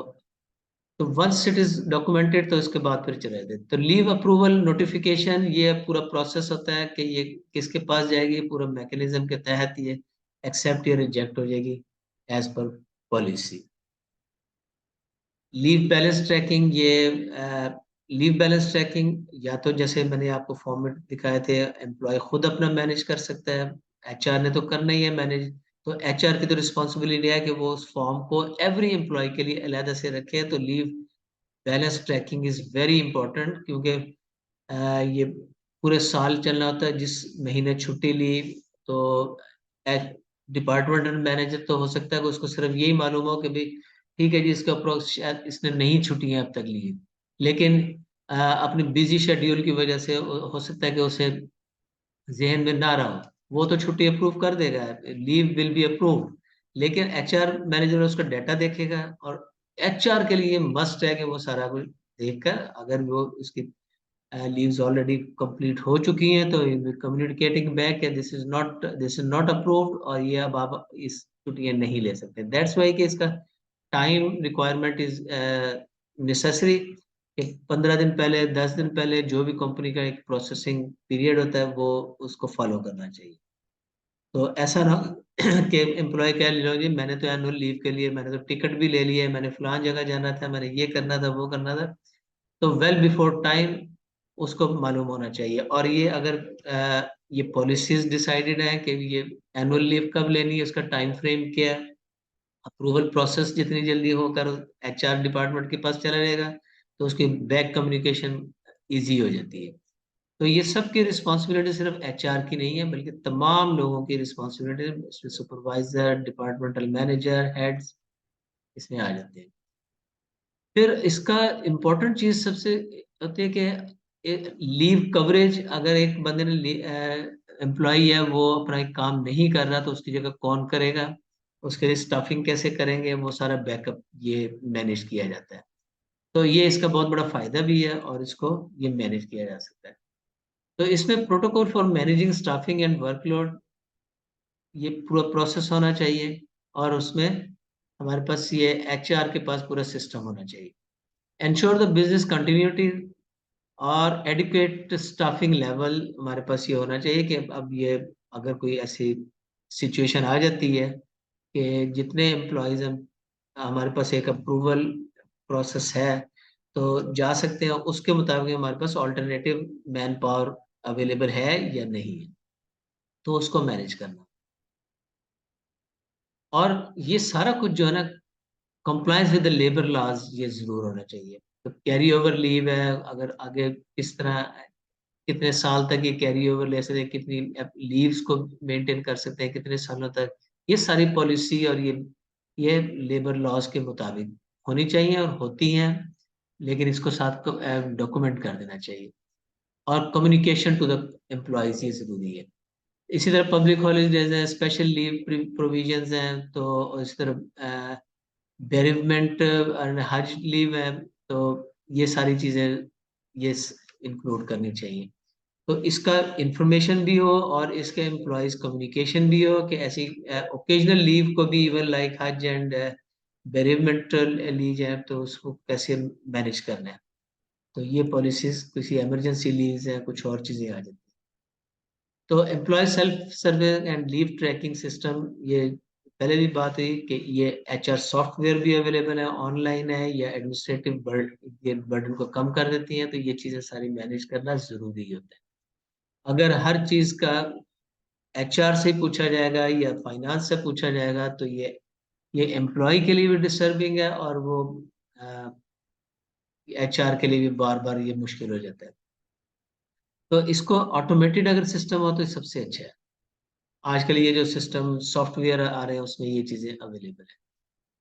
और इसकी कम्युनिकेशन जैसे लीव पॉलिसी है, प्रोसीजर्स हैं, एंड एनी अपडेट, वो सारी टाइमली कम्युनिकेशन और एम्प्लॉय अवेयरनेस बहुत जरूरी है। तो इसको टाइम टू टाइम इनको सेशन होने चाहिए। तो ये सारा कुछ था हमारा लीव मैनेजमेंट पर। लीव मैनेजमेंट हमने मैनेज कर लिया है इसको पूरा, कौन type of leave, short leave है, लॉन्ग लीव है, अगर एनुअल लीव है, every type of leave will be documented. उसके बाद हम आ जाते हैं salary management. Actually salary management भी हम ये देख चुके हैं, जो मैंने आपको डाटा फाइल में थे, जिसमें टाइम शीट के बाद ये डाटा इनपुट हो जाता है ऑटोमेटिकली या मैन्युअली। तो उसके बाद फिर ये सारी कैलकुलेशन ये सैलरी मैनेजमेंट कहलाती है। तो mastering the salary salary management, उसकी कैलकुलेशंस हैं, क्या ऐड करना है, क्या डिडक्शंस करनी है, और उसकी रिपोर्टिंग रिक्वायरमेंट्स। ये एक एचआर को जानना भी जरूरी होता है, और इसको समझना और इसके पूरे प्रोसेस को फॉलो करना और इसे इम्प्लीमेंट करवाना जरूरी है। अब सैलरी कैलकुलेशन जैसे हमने एक्सेल फाइल देखी थी, इसमें एग्रीड अपॉन सैलरी स्ट्रक्चर्स होने चाहिए, प्रोविडेंट फंड है या नहीं है, क्या चीज़ है क्या नहीं है, कौन सी डिडक्शंस करनी है, कौन से बेनिफिट्स देने हैं, सैलरी को फर्दर डिवाइड किस तरह करना है, ये सारी कुछ इसके कैलकुलेशन पूरा वेल स्ट्रक्चर्ड होना चाहिए। उसके बाद एम्प्लॉय कॉन्ट्रैक्ट्स आ जाते हैं, एम्प्लॉयमेंट कॉन्ट्रैक्ट इसमें डाल देते हैं, एम्प्लॉयमेंट कॉन्ट्रैक्ट के मुताबिक हम क्या कुछ उसको दे रहे हैं, क्या डिडक्ट करना है, क्या चीज़ किस तरह मैनेज करनी है, तो वो ये सारी चीज़ें इसमें आ जाती हैं। एप्लीकेबल लेबर लॉज इसमें जरूरी है, इसमें for example basic salary allowance, over time, ये सारी चीजें कैलकुलेट की जाती हैं, इवन टैक्सेस वगैरह ये सारा। फिर deduction and with holding taxes, calculation में दूसरा इम्पोर्टेंट चीज है वो इसकी टैक्सेस आ जाती है या डिडक्शन आ जाता है। तो टैक्सेस, सोशल सिक्योरिटी कंट्रीब्यूशंस, ये सारी किस तरह डिडक्ट करनी है, कितना पोर्शन लेना है, तो रूल्स एंड लॉज के साथ ये। And we should, HR should ensure the compliance with prescribed deduction. ऐसा नहीं है कि जरूरत से ज्यादा डिडक्शन कर ली जाए। ठीक है जी। तो इसी तरह आ जाता है provident fund and employee benefits. ये पूरा उसके रूल्स एंड रेगुलेशन के तहत ही एम्प्लॉय प्रोविडेंट फंड क्या है, pension, gratuity, other employee benefits and requirements, किस तरह कितनी डिडक्शन करनी है, क्या रूल्स एंड रेगुलेशन के मुताबिक करनी है। तो it should ensure the timely contribution and accurate calculation. Calculation plus minus नहीं होनी चाहिए। और पेरोल रिपोर्टिंग सिस्टम होना चाहिए एंड इट्स डॉक्यूमेंटेशन। तो जैसे स्टार्ट में भी बात की थी कि जितना भी रिकॉर्ड आता है हमारे पास, हम उसे मैनुअली या अगर हम उसे जिस तरीके से भी करते हैं, अगर ऑटोमेटेड सॉफ्टवेयर अवेलेबल है तो वो सारा मेंटेन कब तक रखना है, तो इसकी और इसका डॉक्यूमेंटेशन किस तक करनी है। तो इसमें सैलरी रजिस्टर मेंटेन करना होता है, पे स्लिप्स हैं, टैक्स स्टेटमेंट्स हैं, other relevant documentation any time one needed, तो ये अवेलेबल होने चाहिए। एनी टाइम मीन के मतलब वो एक जो प्रेस्क्राइब्ड एक पीरियड होता है। स्टैट्यूटरी रिपोर्टिंग एंड कंप्लायंस आ जाता है कि मतलब अगर जो हमारी जो रूल्स एंड रेगुलेशन या प्रोसेस के मुताबिक जो हमारी रिपोर्टिंग प्रोसीजर्स है उसको मेंटेन करना चाहिए। ठीक है। उसके इसी तरह रिकॉर्ड रिटेंशन एंड ऑडिट। तो रिकॉर्ड को किस पीरियड तक, for specific duration of time इसको मेंटेन रखना है, वो हर चीज़ का अलग अलग पीरियड होता है। और यूजुअली 3 इयर्स तक तो हमें कम से कम रखना चाहिए, बाकी as per policies and procedures. And maintain the records of salary calculations, tax deduction, benefit contribution and other payroll related documents. ये सारा कुछ इसमें ना, ये साथ साथ ये ऐड होते रहना चाहिए। हमारे सारा डॉक्यूमेंट होना चाहिए और रिकॉर्ड को हमने मेंटेन रिटेन करना है for certain period of time, at least उस पीरियड तक रिटेन रखना है। Then is a compliance. Everything जो कि हम सैलरी मैनेजमेंट में कर रहे हैं, it should be in compliance with the labour laws. Minimum wage requirement क्या है उसके मुताबिक हम उससे कम नहीं दें, और अगर कम है तो जब हम एनालिसिस करते हैं तो उसमें फिर उनको जितनी जल्दी एडजस्ट कर सकते हैं उसे कर लें, so that we should avoid any complication. Overtime calculation, leave provisions and other applicable labour standards और दूसरे लॉज वगैरह इसमें भी आ जाते हैं। तो लॉज के मुताबिक हमें इसको अपने प्रोफाइल को मेंटेन करना चाहिए। अब सैलरी मैनेजमेंट में यहाँ पर ये दिखाऊंगा नहीं, इसमें ये ऑलरेडी मतलब ये आ गया है, आप we can view this file. तो ये जो सैलरी मैनेजमेंट पूरी दिखाई दी, ये जिसमें हमारा ये तमाम डॉक्यूमेंट्स है। सबसे टाइम शीट से हमने स्टार्ट किया था। तो उसके बाद लीव मैनेजमेंट है। सबसे पहले तो प्रेजेंस लग जाएगी, फिर उसके बाद जो ब्लैंक डॉक्यूमेंट्स हैं उसमें क्या लीव है या कोई ऑफिशियल आउटसाइड ड्यूटी है या क्या चीज़ है वो आ जाएगा। देन उसके बाद ये फाइल पूरी चली जाएगी एक सैलरी मैनेजमेंट शीट पर। अब ये सैलरी मैनेजमेंट शीट में हम आगे हम देखेंगे कि ईओबीआई, पैसी है, whatever is applicable for that particular company and for that particular employee, वो उसमें ऐड हो जाएगी। सेसी आ जाती है, ग्रेजुटी है, एक्स ग्रेशिया है, प्रोविडेंट फंड है, full and final settlement documents हैं। तो वो भी यहाँ से ड्रैग किया है। तो ये डॉक्यूमेंटेशन ये हर स्टेज पर जरूरी है। तो ये हम आगे चलकर देखते हैं। अब आ जाती है next step, analysing the data.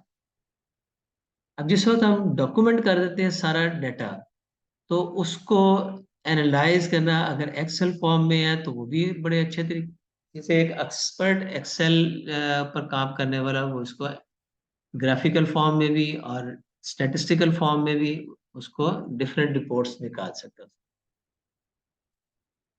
तो इसमें एनालाइजिंग एंड रिपोर्टिंग में खास तौर पर ये जो है पेरोल रिपोर्ट्स को आइडेंटिफाई और उसके ट्रेंड्स देखने चाहिए। ट्रेंड्स किस तरह के, प्रीवियस ईयर के मुताबिक अब इस साल कैसा हुआ है या प्रीवियस मंथ से इस मंथ में, करंट मंथ में क्या चेंजेस आई है और किस तरह का ट्रेंड जा रहा है, और ये रेगुलर ट्रेंड्स और मंथली बेसिस क्या है। तो लोगों के ट्रेंड्स, अटेंडेंस, उनके डिफरेंट बिहेवियर्स वो आइडेंटिफाई किए जा सकते हैं, या फिर इम्पैक्ट ऑन द एम्प्लॉय या एम्प्लॉयर ये इवेल्युएट किया जाता है, सो दैट कंपनी कैन ये change its policy as per analysis.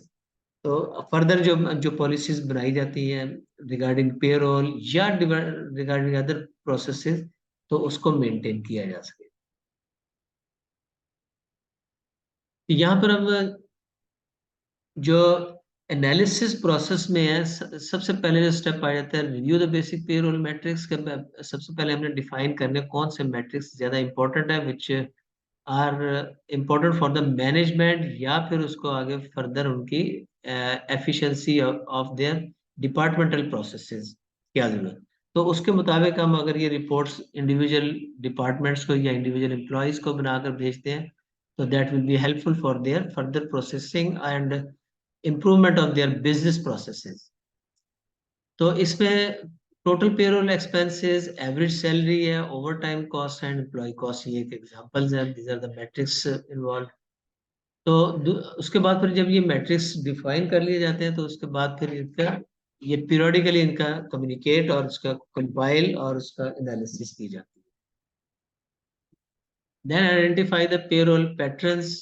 Identify, इसमें सैलरी जो डिस्ट्रीब्यूशन है, सैलरी को किस तरह अगर डिफाइन फर्दर डिवाइड करना है पोर्शंस में, ओवर टाइम यूजेज है, अलाउंसेस एंड डिडक्शंस, ये सारा कुछ इसमें किया जाता है। तो एनालिटिकल प्रोसेस में पेरोल पैटर्न्स को देखा जाता है, और उसके बाद हम monitor the compliance with legal requirement कि अब अगर ईओबीआई की इतनी डिडक्शन है, क्या हम लोग वो सारी तमाम लोगों की एग्जैक्टली कोई आगे पीछे तो नहीं हुई, 100% उसी हिसाब से हुई, तो ये एनालिसिस में ये चीजें सामने आई। तो इसी तरह मिनिमम पे वेज कंप्लायंस है, ओवर टाइम रेट्स हैं, स्टैट्यूटरी डिडक्शंस हैं, एंड आइडेंटिफाई एंड डेविएशन कोई अगर आ जाती है, तो उसे किसी किस्म के डेविएशन को आइडेंटिफाई किया जा सकता है। तो मॉनिटरिंग के बाद फिर हम देखते हैं कि आइडेंटिफाई द एनॉमलीज और आउटलाइंस, आउटलायर्स, ये सारा कुछ हम देख लेते हैं कि भाई क्या कुछ ये किया जाता है, कोई एरर, कोई गलती या कोई फ्रॉड या कोई किसी ने जानबूझकर तो नहीं किया हो, ये सारी चीजें एनालिसिस में आ जाती है। कोई चीज अनयूजुअल नजर आ रही होती है, तो उसमें क्या कोई मैनुअल एरर है या कोई जानबूझकर किसी ने किया हुआ है, तो ये anything manipulated process can be done, तो उसको रिमूव करना जरूरी है। एनालिसिस में ये चीजें सामने भी आ जाती है और इजीली। तो monitor employee benefits and deduction, तो इसमें जो कितनी डिडक्शन हो रही है डिपार्टमेंटल वाइज, एम्प्लॉय वाइज, और किस बेनिफिट में या किस टैक्स में कितने जो पेमेंट जा रही है या डिडक्शन की जा रही है, तो ये सारा कुछ है। तो इसमें मेन जो है प्रोविडेंट फंड है, हेल्थ इंश्योरेंस है, एंड अदर अलाउंसेस है, उसको की वैल्यूएशन मॉनिटरिंग हो जाती है, तो कि क्या डिडक्ट किया जा रहा है, क्या उसमें ऐड के बेनिफिट दिए जा रहे हैं। तो everything will be calculated after this. Track the leave balance, जैसे एक एम्प्लॉय की एक्सेल शीट दिखाई थी कि उसमें वो अपने तमाम लीव इवन बाइफरकेट करके करते, तो ये एचआर भी इसी तरह हर एम्प्लॉय की एनुअल लीव, कैजुअल लीव और ये सारी सिक लीव्स जो भी उसको एलोकेटेड होती हैं, अलॉटेड है, वो उसको इवेल्युएट किया जाता है, और आगे फर्दर उसको अगर कोई लीव एप्लीकेशन आती है तो उस हिसाब से मैनेज किया जाता है, या आइंदा के लिए उसको फिर ये कोई जो फीडबैक या प्रोसेसेस वार्निंग वगैरह ये सब कुछ दी जाती है। तो अगर इसमें एब्सेंसेस है and what is the impact on payroll, तो उसमें इसमें पेरोल मतलब उसकी सैलरी डिडक्शन कितनी करनी है, किस हिसाब से करनी है, वो सारी चीजें इसमें इसी के साथ आ जाती हैं by tracking the leave balance and system. और इसके साथ साथ ये जब हम एनालाइज करेंगे, तो एनालिसिस में पैटर्न्स कोई आ जाते हैं कि किस तरह कोई कमी आ रही है या ज्यादा आ रही है, तो एब्सेंटिज्म और एक्सेसिव एब्सेंटिज्म पता चले तो एम्प्लॉयज को एज पर नीड फिर उसको वार्न भी किया जा सकता है, उनको वर्बल वार्निंग या रिटन वार्निंग तो ये दी जा सकती है, या फिर उसको सैलरी डिडक्शन कैसे करनी है, क्या मैयर लेनी है। तो अल्टीमेटली ये सारे बिजनेस इंप्रूवमेंट के लिए ये सारी चीजें जरूरी है। नेक्स्ट जो स्टेप है इसमें, generate the insights and recommendations. तो यही चीज जो मतलब एक जिसका ऑब्जेक्टिव यही होता है कि आगे रिकमेंडेशन क्या है, कि हम अगर एक डाटा को एनालाइज कर रहे हैं कि कौन कितनी छुट्टियां कर रहा है, कितनी सैलरी कहाँ से डिडक्ट हो रही है, ईओबी में कितना पैसे, तो ये फर्दर ये रिकमेंडेशंस जाती है कि नेक्स्ट हमें क्या स्ट्रेटजीज और पॉलिसीज बनानी चाहिए। और ये एक डाटा फॉर्म है, ये रिपोर्टिंग सिस्टम है जो कि दिया हुआ है इसमें। तो यहाँ पर आप देख सकते हैं सिमिलर सिस्टम, और ये बल्कि जो ऑनलाइन ये अवेलेबल होते हैं, शीट्स अवेलेबल होती हैं वहाँ पर। Even each employ can evaluate, या डिपार्टमेंटल हेड्स या सुपरवाइजर अपने टीम, अपने अपने टीम मेंबर्स को या अपने डिपार्टमेंट को डिफरेंट वे से एनालाइज कर सकते हैं। तो डिफरेंट ग्राफिकल व्यूज देखते हैं तो वहां से फिर उनको सर्टेन न्यू थिंग्स नजर आती हैं, जो कि आइडियाज मिलते हैं कि how can they manage their employees, और किसको किस चीज की जरूरत है। तो ये सारा हमने जब एनालाइज कर लिया, कंपनी किस तरह काम कर रही है ये हमने देख लिया। अब हम देखते हैं ये एनालिसिस जो है, अब एक पेरोल और उसकी टाइम शीट के मुताबिक उसकी रिपोर्टिंग और एनालिसिस होगी। अब ये चीज तो कंप्लीट, एक किस्म का ये काम एचआर का कंप्लीट हो गया। नेक्स्ट स्टेप हमारा जो होगा ना, वो ये हम देखेंगे अब डिफरेंट प्रोसेसेस हैं, जैसे ईओबीआई है, पैसी है, सेसी है, ग्रेजुएटी मैनेजमेंट है, एक्सग्रेशिया मैनेजमेंट है, प्रोविडेंट फंड है, full and final settlement statements हैं। इनको हमने किस तरह मैनेज करना है, किस तरह उनकी कैलकुलेशन करनी है, एक एचआर एग्जेक्टिव और एचआर मैनेजर को ये चीजें आनी जरूरी है। तो इसमें खास तौर पर पेरोल एंड कॉम्पनसेशन डिपार्टमेंट अगर सेपरेटली हैं तो उनके लिए ये इंतहाई जरूरी है। तो इसमें हम देखते हैं, सबसे पहले हम EOBI, employee old age benefit institution है, इसके किस तरह कंट्रीब्यूशन निकालते हैं और क्या इसका प्रोसीजर है, किस तरह रजिस्टर किया जाता है। तो ये सारे प्रोसेसेस हैं। जब एक एम्प्लॉय एंटर होता है तो उसी वक्त ये फॉर्म फिल करवा लिया जाता है। जैसे ये एक वेबसाइट है, यहाँ से इजीली रजिस्टर किया जा सकता है, इंफॉर्मेशन ली जा सकती है, डिफरेंट प्रोसीजर्स इवेल्युएट किए जा सकते हैं। तो ईओबीए फैसिलिटीज किस तरह मैनेज किए। अब अगर इसके प्रोसेसेस देखें तो ये एम्प्लॉय ओल्ड एज बेनिफिट है क्या, सबसे पहले हम देखते हैं। तो this is social security institution, मतलब ये कोई सोशल वेलफेयर है जहाँ पर जैसे मेडिकल है या कोई इमरजेंसी रिक्वायरमेंट है एक, या उसको कोई नीड है किसी बेसिस पर, तो वो सारे सोशल सिक्योरिटी बेनिफिट्स में आ जाते हैं। और ये डिफरेंट पॉलिसीज हैं इसमें। ये एचआर मैनेजर को इसको जरूर स्टडी करना चाहिए कि किस तरह डिडक्शन करवा कर या अपनी तरफ से एम्प्लॉयज की तरफ से कंट्रीब्यूट करके तो आगे बेनिफिट किस तरह लेने। Most important thing is that कि व्हेन एवर नीडेड तो एचआर मैनेजर फौरन मतलब उसके मालूम होना चाहिए कि ये यहाँ पर इस जो पर्सन को, ये एम्प्लॉय को इस चीज की जरूरत है और ये बेनिफिट हम ईओबीआई से ले सकते हैं, तो वहां से विड्रॉ कराना चाहिए। इसी तरह this is usually mandatory for employers to to contribute on the behalf of employees. तो ये उसकी कुछ रेशो होती है, कुछ एम्प्लॉय करता है, कुछ एम्प्लॉय करता है, आगे जाकर देख।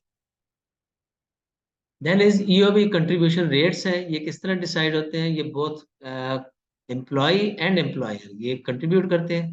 तो contribution rates are based on the percentage of the employees wage और सैलरी। ये टोटल कंपनसेशन बल्कि सैलरी, मिनिमम सैलरी वेजेस के मुताबिक ये इसको, या उसके मुताबिक इसका ईओबीआई कैलकुलेट किया जाता है और उसके फिर डिडक्शन की जाती है। तो अब employer is responsible for deduction adding their contribution before remitting. तो उसमें जब ये जमा कराने से जब जो ईओबीआई डॉक्यूमेंट में जमा कराते हैं तो उससे पहले कुछ अपनी कंट्रीब्यूशन और कुछ एम्प्लॉई की कंट्रीब्यूशन ये डालकर फिर टोटल कंट्रीब्यूशन को ऐड कर दिया जाता है। तो इसी तरह इसके रिपोर्टिंग एंड रेमिटेंसेस बड़ी जरूरी होती है कि इसका हमारे पास रिपोर्ट्स मेंटेन हो और उसको व्हेन एवर नीडेड तो उसके साथ डिपार्टमेंट के साथ ईओबीआई डिपार्टमेंट के साथ इसके कम्युनिकेशन रहनी चाहिए और इसके रिपोर्टिंग एंड रेमिटेंस प्रोसेस रहने। तो ये अब एम्प्लॉय के साथ जो कम्युनिकेशन ये मंथली बेसिस पर होनी चाहिए या कम से कम इसका एवरी मंथ जो डिडक्शन होती है वो सैलरी स्लिप के साथ मेंशन होनी चाहिए और यूजुअली होती भी है। अब ईओबी बेनिफिट्स जो है नॉर्मली तो रिटायरमेंट पर मिलते हैं जो कि मंथली पेंशन होती है, लेकिन उसके अगर कहीं पर नॉर्मल रिटायरमेंट के अलावा भी कहीं अगर जरूरत है तो फिर उसको जरूरत नहीं, ये मिनिमम इसका मतलब ये 55 ईयर्स ऑफ एज होनी चाहिए और उस minimum 60 sorry 15 years of service होनी चाहिए और मिनिमम 60 ईयर्स ऑफ एज होनी चाहिए, उसके बाद फिर ये रिटायरमेंट बेनिफिट मिलते हैं। तो ये this is all about EOBI. EOBI के साथ हम दूसरे डॉक्यूमेंट ईओबीआई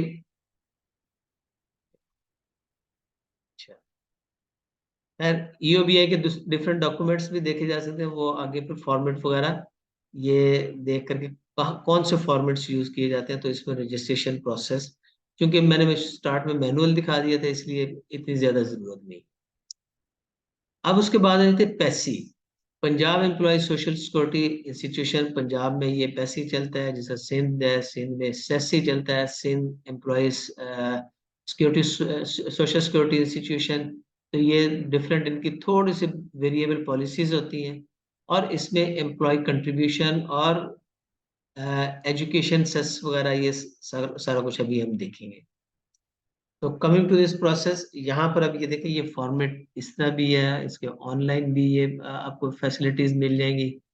तो यू कैन जब जिस वक्त एम्प्लॉय एंटर होता है ऑर्गेनाइजेशन में तो उसी वक्त ये फॉर्म फिल करा लिया जाता है। तो या फिर एज पर नीड के अगर वो उसका 1 साल के बाद उसको इस प्रोसेस में डालना है या शुरू में कॉन्ट्रेक्चुअल एम्प्लॉय है तो बाद में लेने तो उस वक्त भी लिया जा सकता है, स्टार्ट में भी ये सारी चीजें फिल करा कर रखी जा सकती है।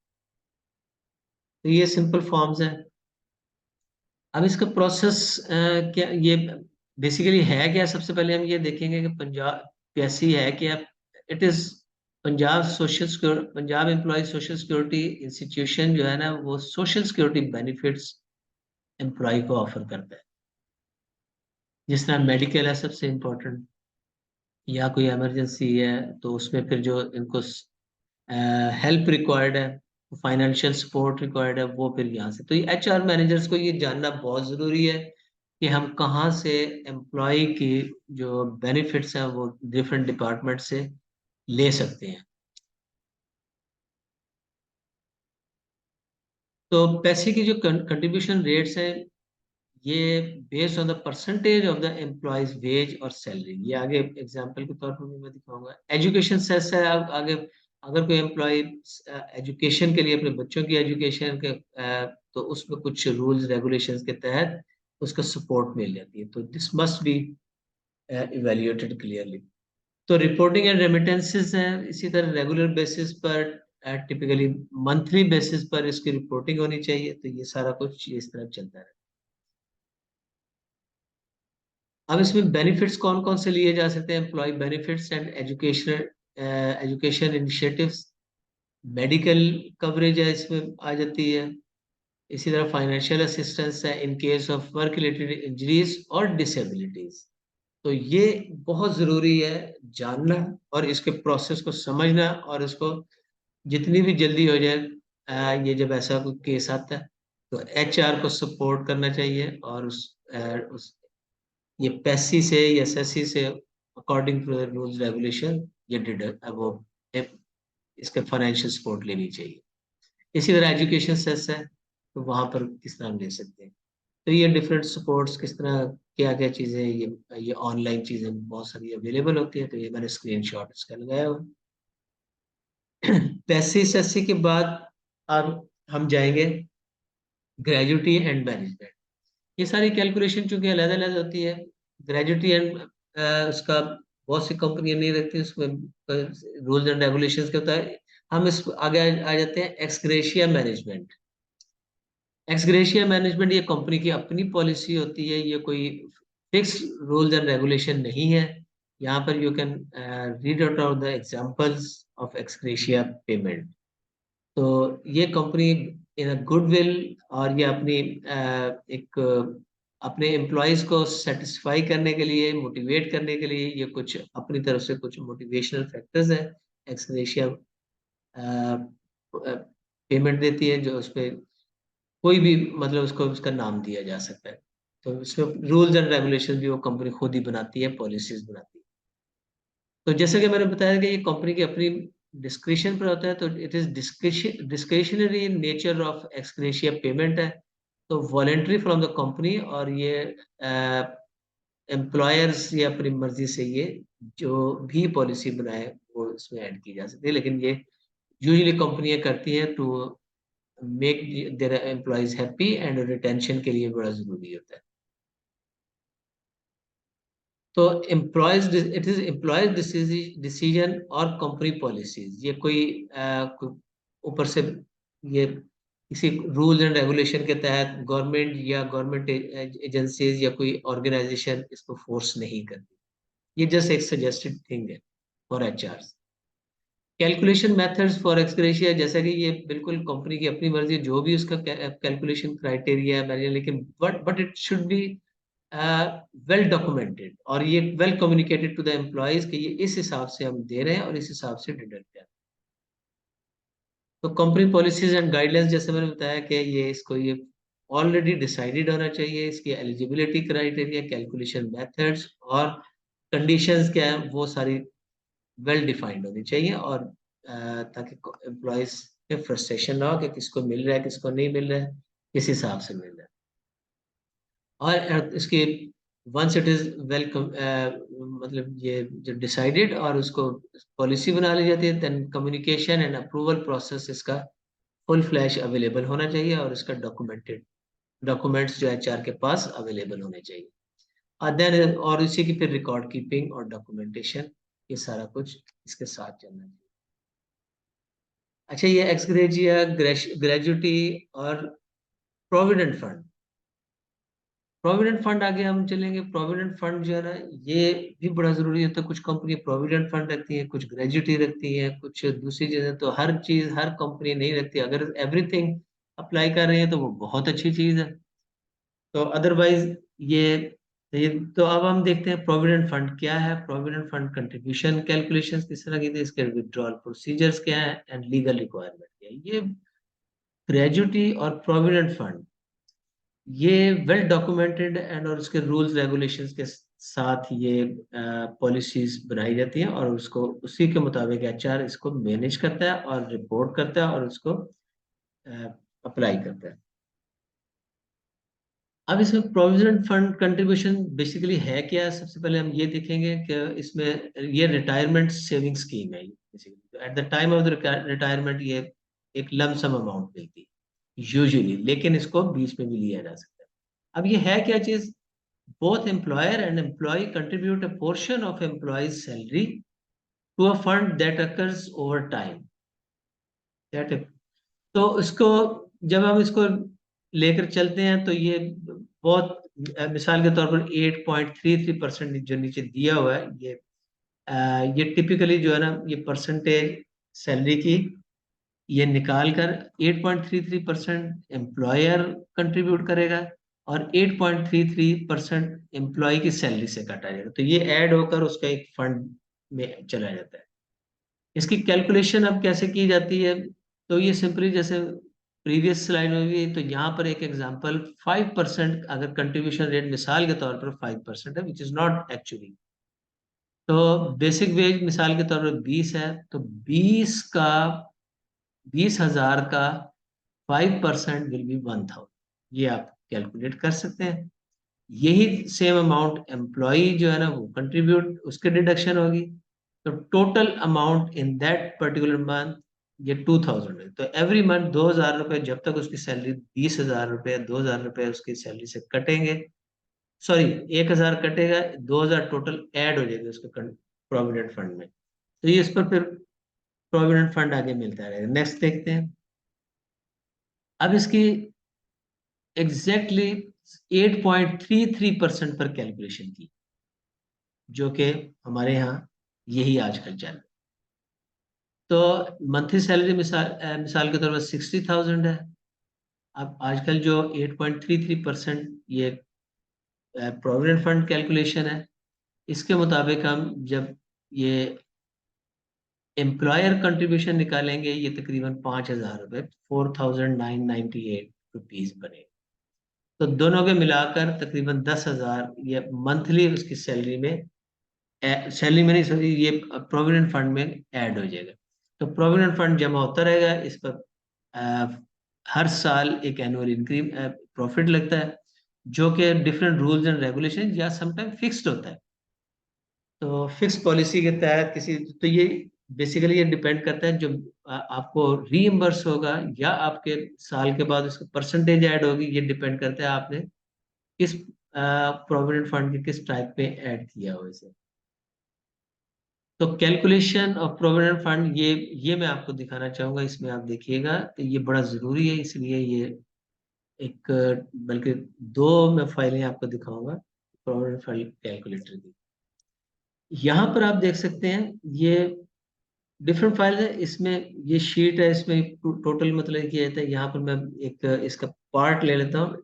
ये फिर मिसाल के तौर पर हेड ऑफिस कोलीग्स हैं, तो उनके से सिंपली ये अगर प्रोविडेंट फंड है, यहाँ पर आप देखिएगा ये पूरा फार्मूले के तहत लगाया हुआ उसकी सैलरी में से, दैट इज 8.33%, या फिर इससे 0.0833 से उसकी सैलरी को मल्टीप्लाई कर दिया जाए, तो ऑटोमेटिकली उसकी ये प्रोविडेंट फंड निकल आएगा। ठीक है। तो ये सारी calculated, once it is calculated, सिर्फ उसकी अगर आपने टोटल सैलरी डाली है तो ऑटोमेटिकली उसका प्रोविडेंट फंड निकल आएगा। ये दूसरे इसके डिपार्टमेंट्स वगैरह हैं, इनके लिए किस तरह किया। ठीक है जी। ये यहाँ पर हम calculator provident employee provident fund calculator हम देखते हैं कि ये इंडिविजुअल एम्प्लॉयज की सैलरी क्या है, और उस हिसाब से क्या, अगर हम परसेंटेज लगाते हैं कि किस परसेंटेज के ऊपर बेनिफिट्स पर मंथ दिए जाएंगे, इंक्रीमेंट रेट जो भी है वो हम लगा लेंगे, इसको हम डिफाइन कर दें तो यहाँ पर, और उसकी अगर सैलरी भी हम उस पर डाल दें कि बेसिक पे क्या है, बेसिक पे प्लस डेली अलाउंस, ये जो वर्केबल हो, उसको जब डाल देंगे तो ऑटोमेटिकली इसकी ना सिर्फ कैलकुलेशन निकल आएगी, total contribution employer and employee contribution दोनों निकल आएंगी, और क्लोजिंग बैलेंस 1 ईयर, फिर उसके बाद एक expected next year, next year, next year क्या होगा। तो टोटल कंट्रीब्यूशन, टोटल जो एडेड वैल्यू होगी, ये अब यहाँ पर 85 लाख रुपए इसके बन गए। तो इस सारी कैलकुलेशन के मुताबिक, इस सारे प्रोसीजर के मुताबिक 12,000 उसकी सैलरी थी, पर मंथ कटा, अगर 35 साल सर्विस की है एक एम्प्लॉय ने, तो उसके बाद उसका ये प्रोविडेंट फंड लाखों में, बल्कि 85 लाख इस एम्प्लॉय का बना है। तो ये विद हम तकरीबन 5-10% जो जो भी है, इंक्रीमेंट भी एनुअल एनुअल इंक्रीमेंट भी इसमें लगा शामिल कर। तो ये प्लस माइनस हो सकती है, एक्चुअल नहीं है, दिस इज जस्ट एक सेल प्रोविडेंट फंड कैलकुलेटर है और एक्यूमुलेटेड कैलकुलेटर है, जस्ट एक rough idea, it's not document. तो ये हमारा जब इसके चलेंगे तो फिर ये कैलकुलेशन जब हो जाती है तो विड्रॉल प्रोसीजर हमारे पास। अच्छा, एक तो बताया ना कि ये किस प्रोविडेंट फंड निकलता है रिटायरमेंट के बाद। तो कंडीशन इसकी रिटायरमेंट है, रेजिग्नेशन है, टर्मिनेशन है, या अदर क्वालिफाइंग बेनिफिट्स या अदर नीड्स भी हो सकते हैं, नीड बेसिस पे है। तो विथड्रॉल प्रोसीजर क्या है, withdrawal procedures eligibility criteria may very depending on the rules and regulations of the specific provident fund scheme.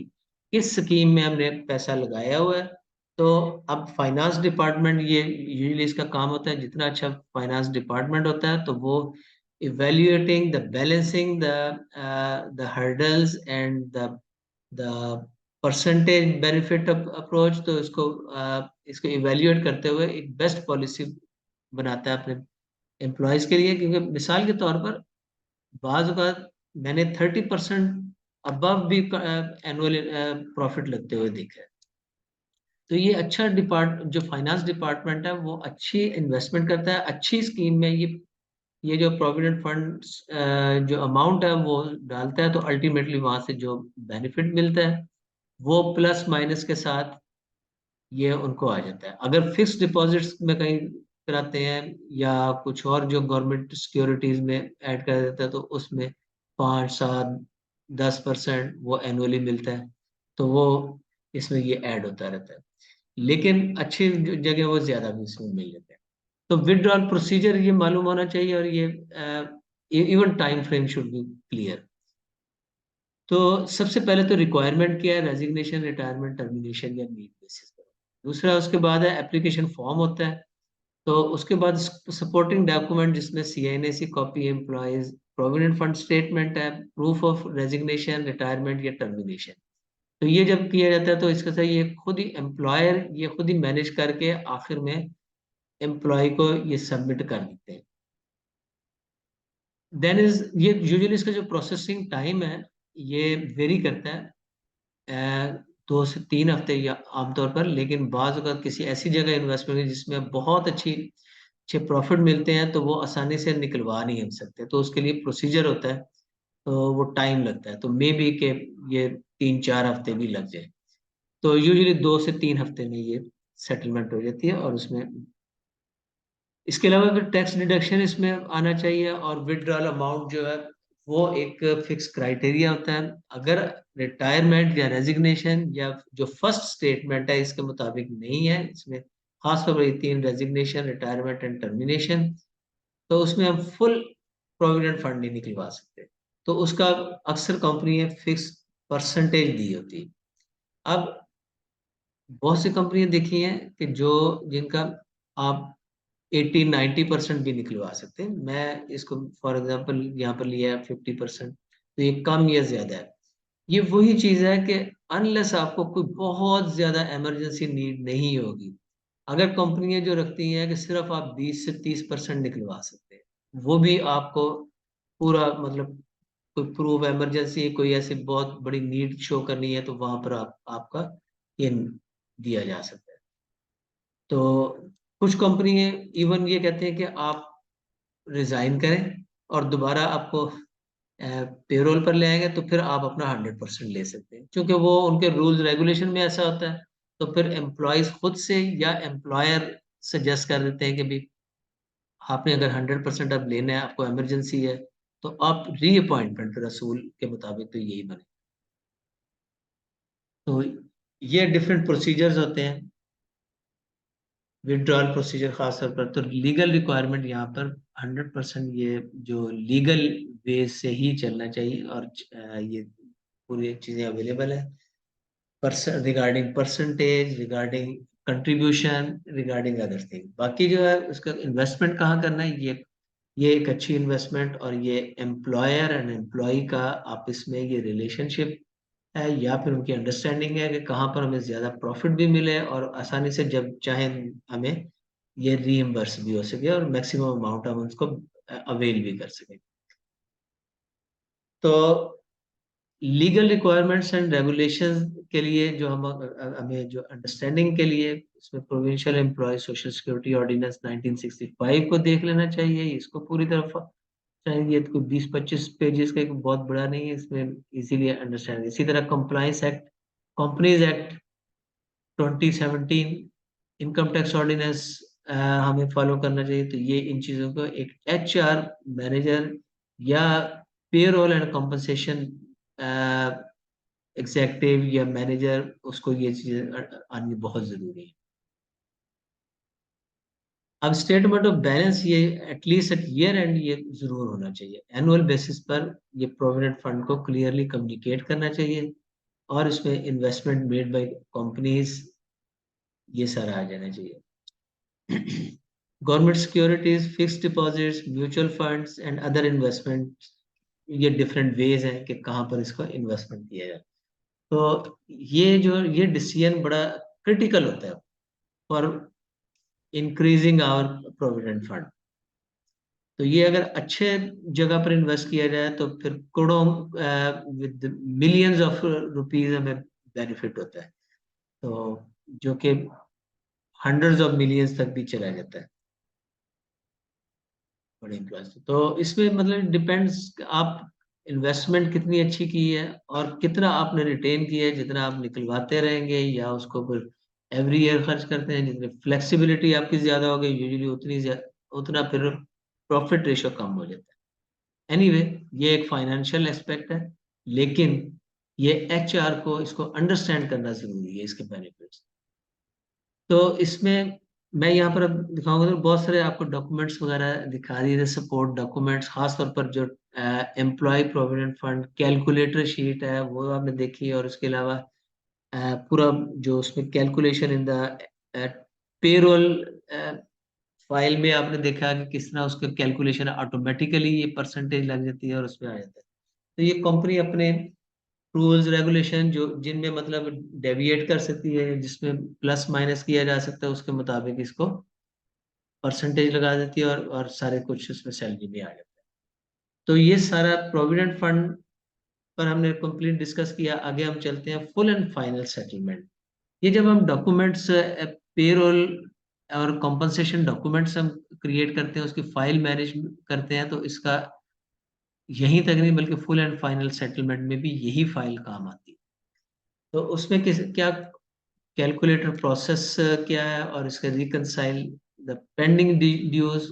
अब इसमें कुछ चीजें जो कि पेंडिंग दूसरे डिपार्टमेंट से इंफॉर्मेशन लेकर है, तो ये एक स्लिप है, इसमें दो मेथड यूज किए गए हैं, वही कि किस तरीके से इसको दिया जाता है। तो इसमें डिडक्शन, एक तो सिंपल मतलब जो उसके ड्यूज हैं जो सैलरी पेरोल और सैलरी के हिसाब से, बाकी फिर कुछ फाइलें डिपार्टमेंटल हेड्स को और डिफरेंट डिपार्टमेंट्स को बनाई जाते हैं कि इनमें कि बाकी ड्यूज क्या है, कोई और चीज तो नहीं इनके पास, हमारी तो चीजें वापस की हैं कि नहीं, कोई डैमेज है, कोई और कोई इसको उसने रख लिया है। तो उस हिसाब से उसकी फिर डिडक्शंस वगैरह करके तो उसको मजीद कैलकुलेट किया जाता है। अच्छा, इसमें अब सबसे पहले वही जो बात कर रहे थे कि सबसे पहले तो हम करेंगे कैलकुलेशन इसकी फुल एंड फाइनल सेटलमेंट। उसमें अनपेड सैलरीज अलाउंसेस जो कि ऑलरेडी अवेलेबल है, एंड पेंडिंग रीएम्बर्समेंट्स है। तो ये सारा कुछ ये देखते हुए ये पेरोल से आ जाएगा, और अदर एनी अदर ड्यूज जो कि पेरोल से हट कर है। जैसे मैंने कहा था कोई ऐसी चीज जो कि उसने वापस नहीं की, कोई चीज कोई गाड़ी वगैरह परचेज कर ली है, कुछ और बेनिफिट्स उसने रख लिए हैं, या एडजस्टमेंट्स है वो डालकर तो फिर उसको फिर डिडक्शन और एडिशन करके तो एम्प्लॉय को दे दिया जाता है। रिकंसिलिएशन ऑफ पेंडिंग ड्यूज, इसमें क्या है, इसमें जो भी एंटाइटलमेंट्स है उनकी वेरिफिकेशन और फिर क्रॉस चेकिंग है। तो उसके बाद फिर रिकंसाइल करके डाटा प्रिपेयर करके ड्यूज सारे उसमें ऐड करके तो उसको एक फिनिश फॉर्म मिलाएंगे। तो इसके फिर उसकी processing full and final payment क्या है, इसमें number calculating the total amount owned by the employee, deductions and preparing the payment. तो ये सारा इसका प्रोसेस है, वेरी सिंपल, कि जो कुछ इसको उसका अवेलेबल ऑन पेरोल है वो उसको प्लस एडिशन डिलीशन करके तो उसका पेमेंट कर देनी चाहिए। Statutory deductions and tax complications है इसमें, deducting the applicable taxes such as income tax and social security contributions, ये भी इसमें डाल देनी चाहिए। जो भी जितनी भी किस्म की, ये तो सारी सैलरी स्लिप में ही मैनेज हो जाती है, तो ये वहां से भी आ जाती है। अगर नहीं है तो फिर उसको केयरफुली इसको हर चीज को एडिशन डिलीशन करके तो उसके पूरा as per rules and regulations and इसको पूरा डॉक्यूमेंट बना कर देते हैं। तो पेमेंट मेथड इसमें जिस तरीके से भी पेमेंट करनी है, डायरेक्ट बैंक ट्रांसफर है या फिजिकल चेक है, तो एनीथिंग फाइनल सेटलमेंट लेटर के साथ और proof of the financial settlement ये उसको एम्प्लॉय को सेंड कर दें, ताकि उसके डॉक्यूमेंट में भी रहे, आइंदा कहीं टैक्सेशन या इनकम टैक्स स्टेटमेंट्स वगैरह में उसे जरूरत पड़ सकती है, तो एवरीथिंग शुड बी डॉक्यूमेंटेड। तो ये हमारा था फुल एंड ये अपना फुल एंड फाइनल सेटलमेंट। ये सारे फाइनेंशियल चीजें, कैलकुलेशन, ये सब कुछ हो गई। अब हम चलते हैं कुछ जो कि डिपार्टमेंटल हेड्स, पेरोल या कंपनसेशन मैनेजर को या एचआर मैनेजर को जो रिक्वायरमेंट्स है उसकी तरफ आते हैं। इसमें issuance of letters answering the employee queries कोई आ जाती है तो उसको कैसे हैंडल कर। ये एक लेटर है कोई एम्प्लॉय की क्वेरी का, तो इस तरह फॉर्मेट्स बने होते हैं और बने होने चाहिए। इतने ऑटोमेटेड रिस्पॉन्सेज बहुत सारे चीज़ों के लिए अवेलेबल, जिस तरह मिसाल के तौर पर आपका जो टर्मिनेशन लेटर है, आपका ये एग्जिट इंटरव्यू या एग्जिट लेटर है, इसी तरह उसका ये एक्सपीरियंस लेटर है, और इसके क्योंकि अगर सैलरी स्लिप रिक्वायर्ड है, किसको ये आउटसाइड किसी को कोई उसका ये रिक्वायरमेंट है कि भी उसके सैलरी मेंशन करनी है, तो उसका पूरा एक लेटर बना होता है।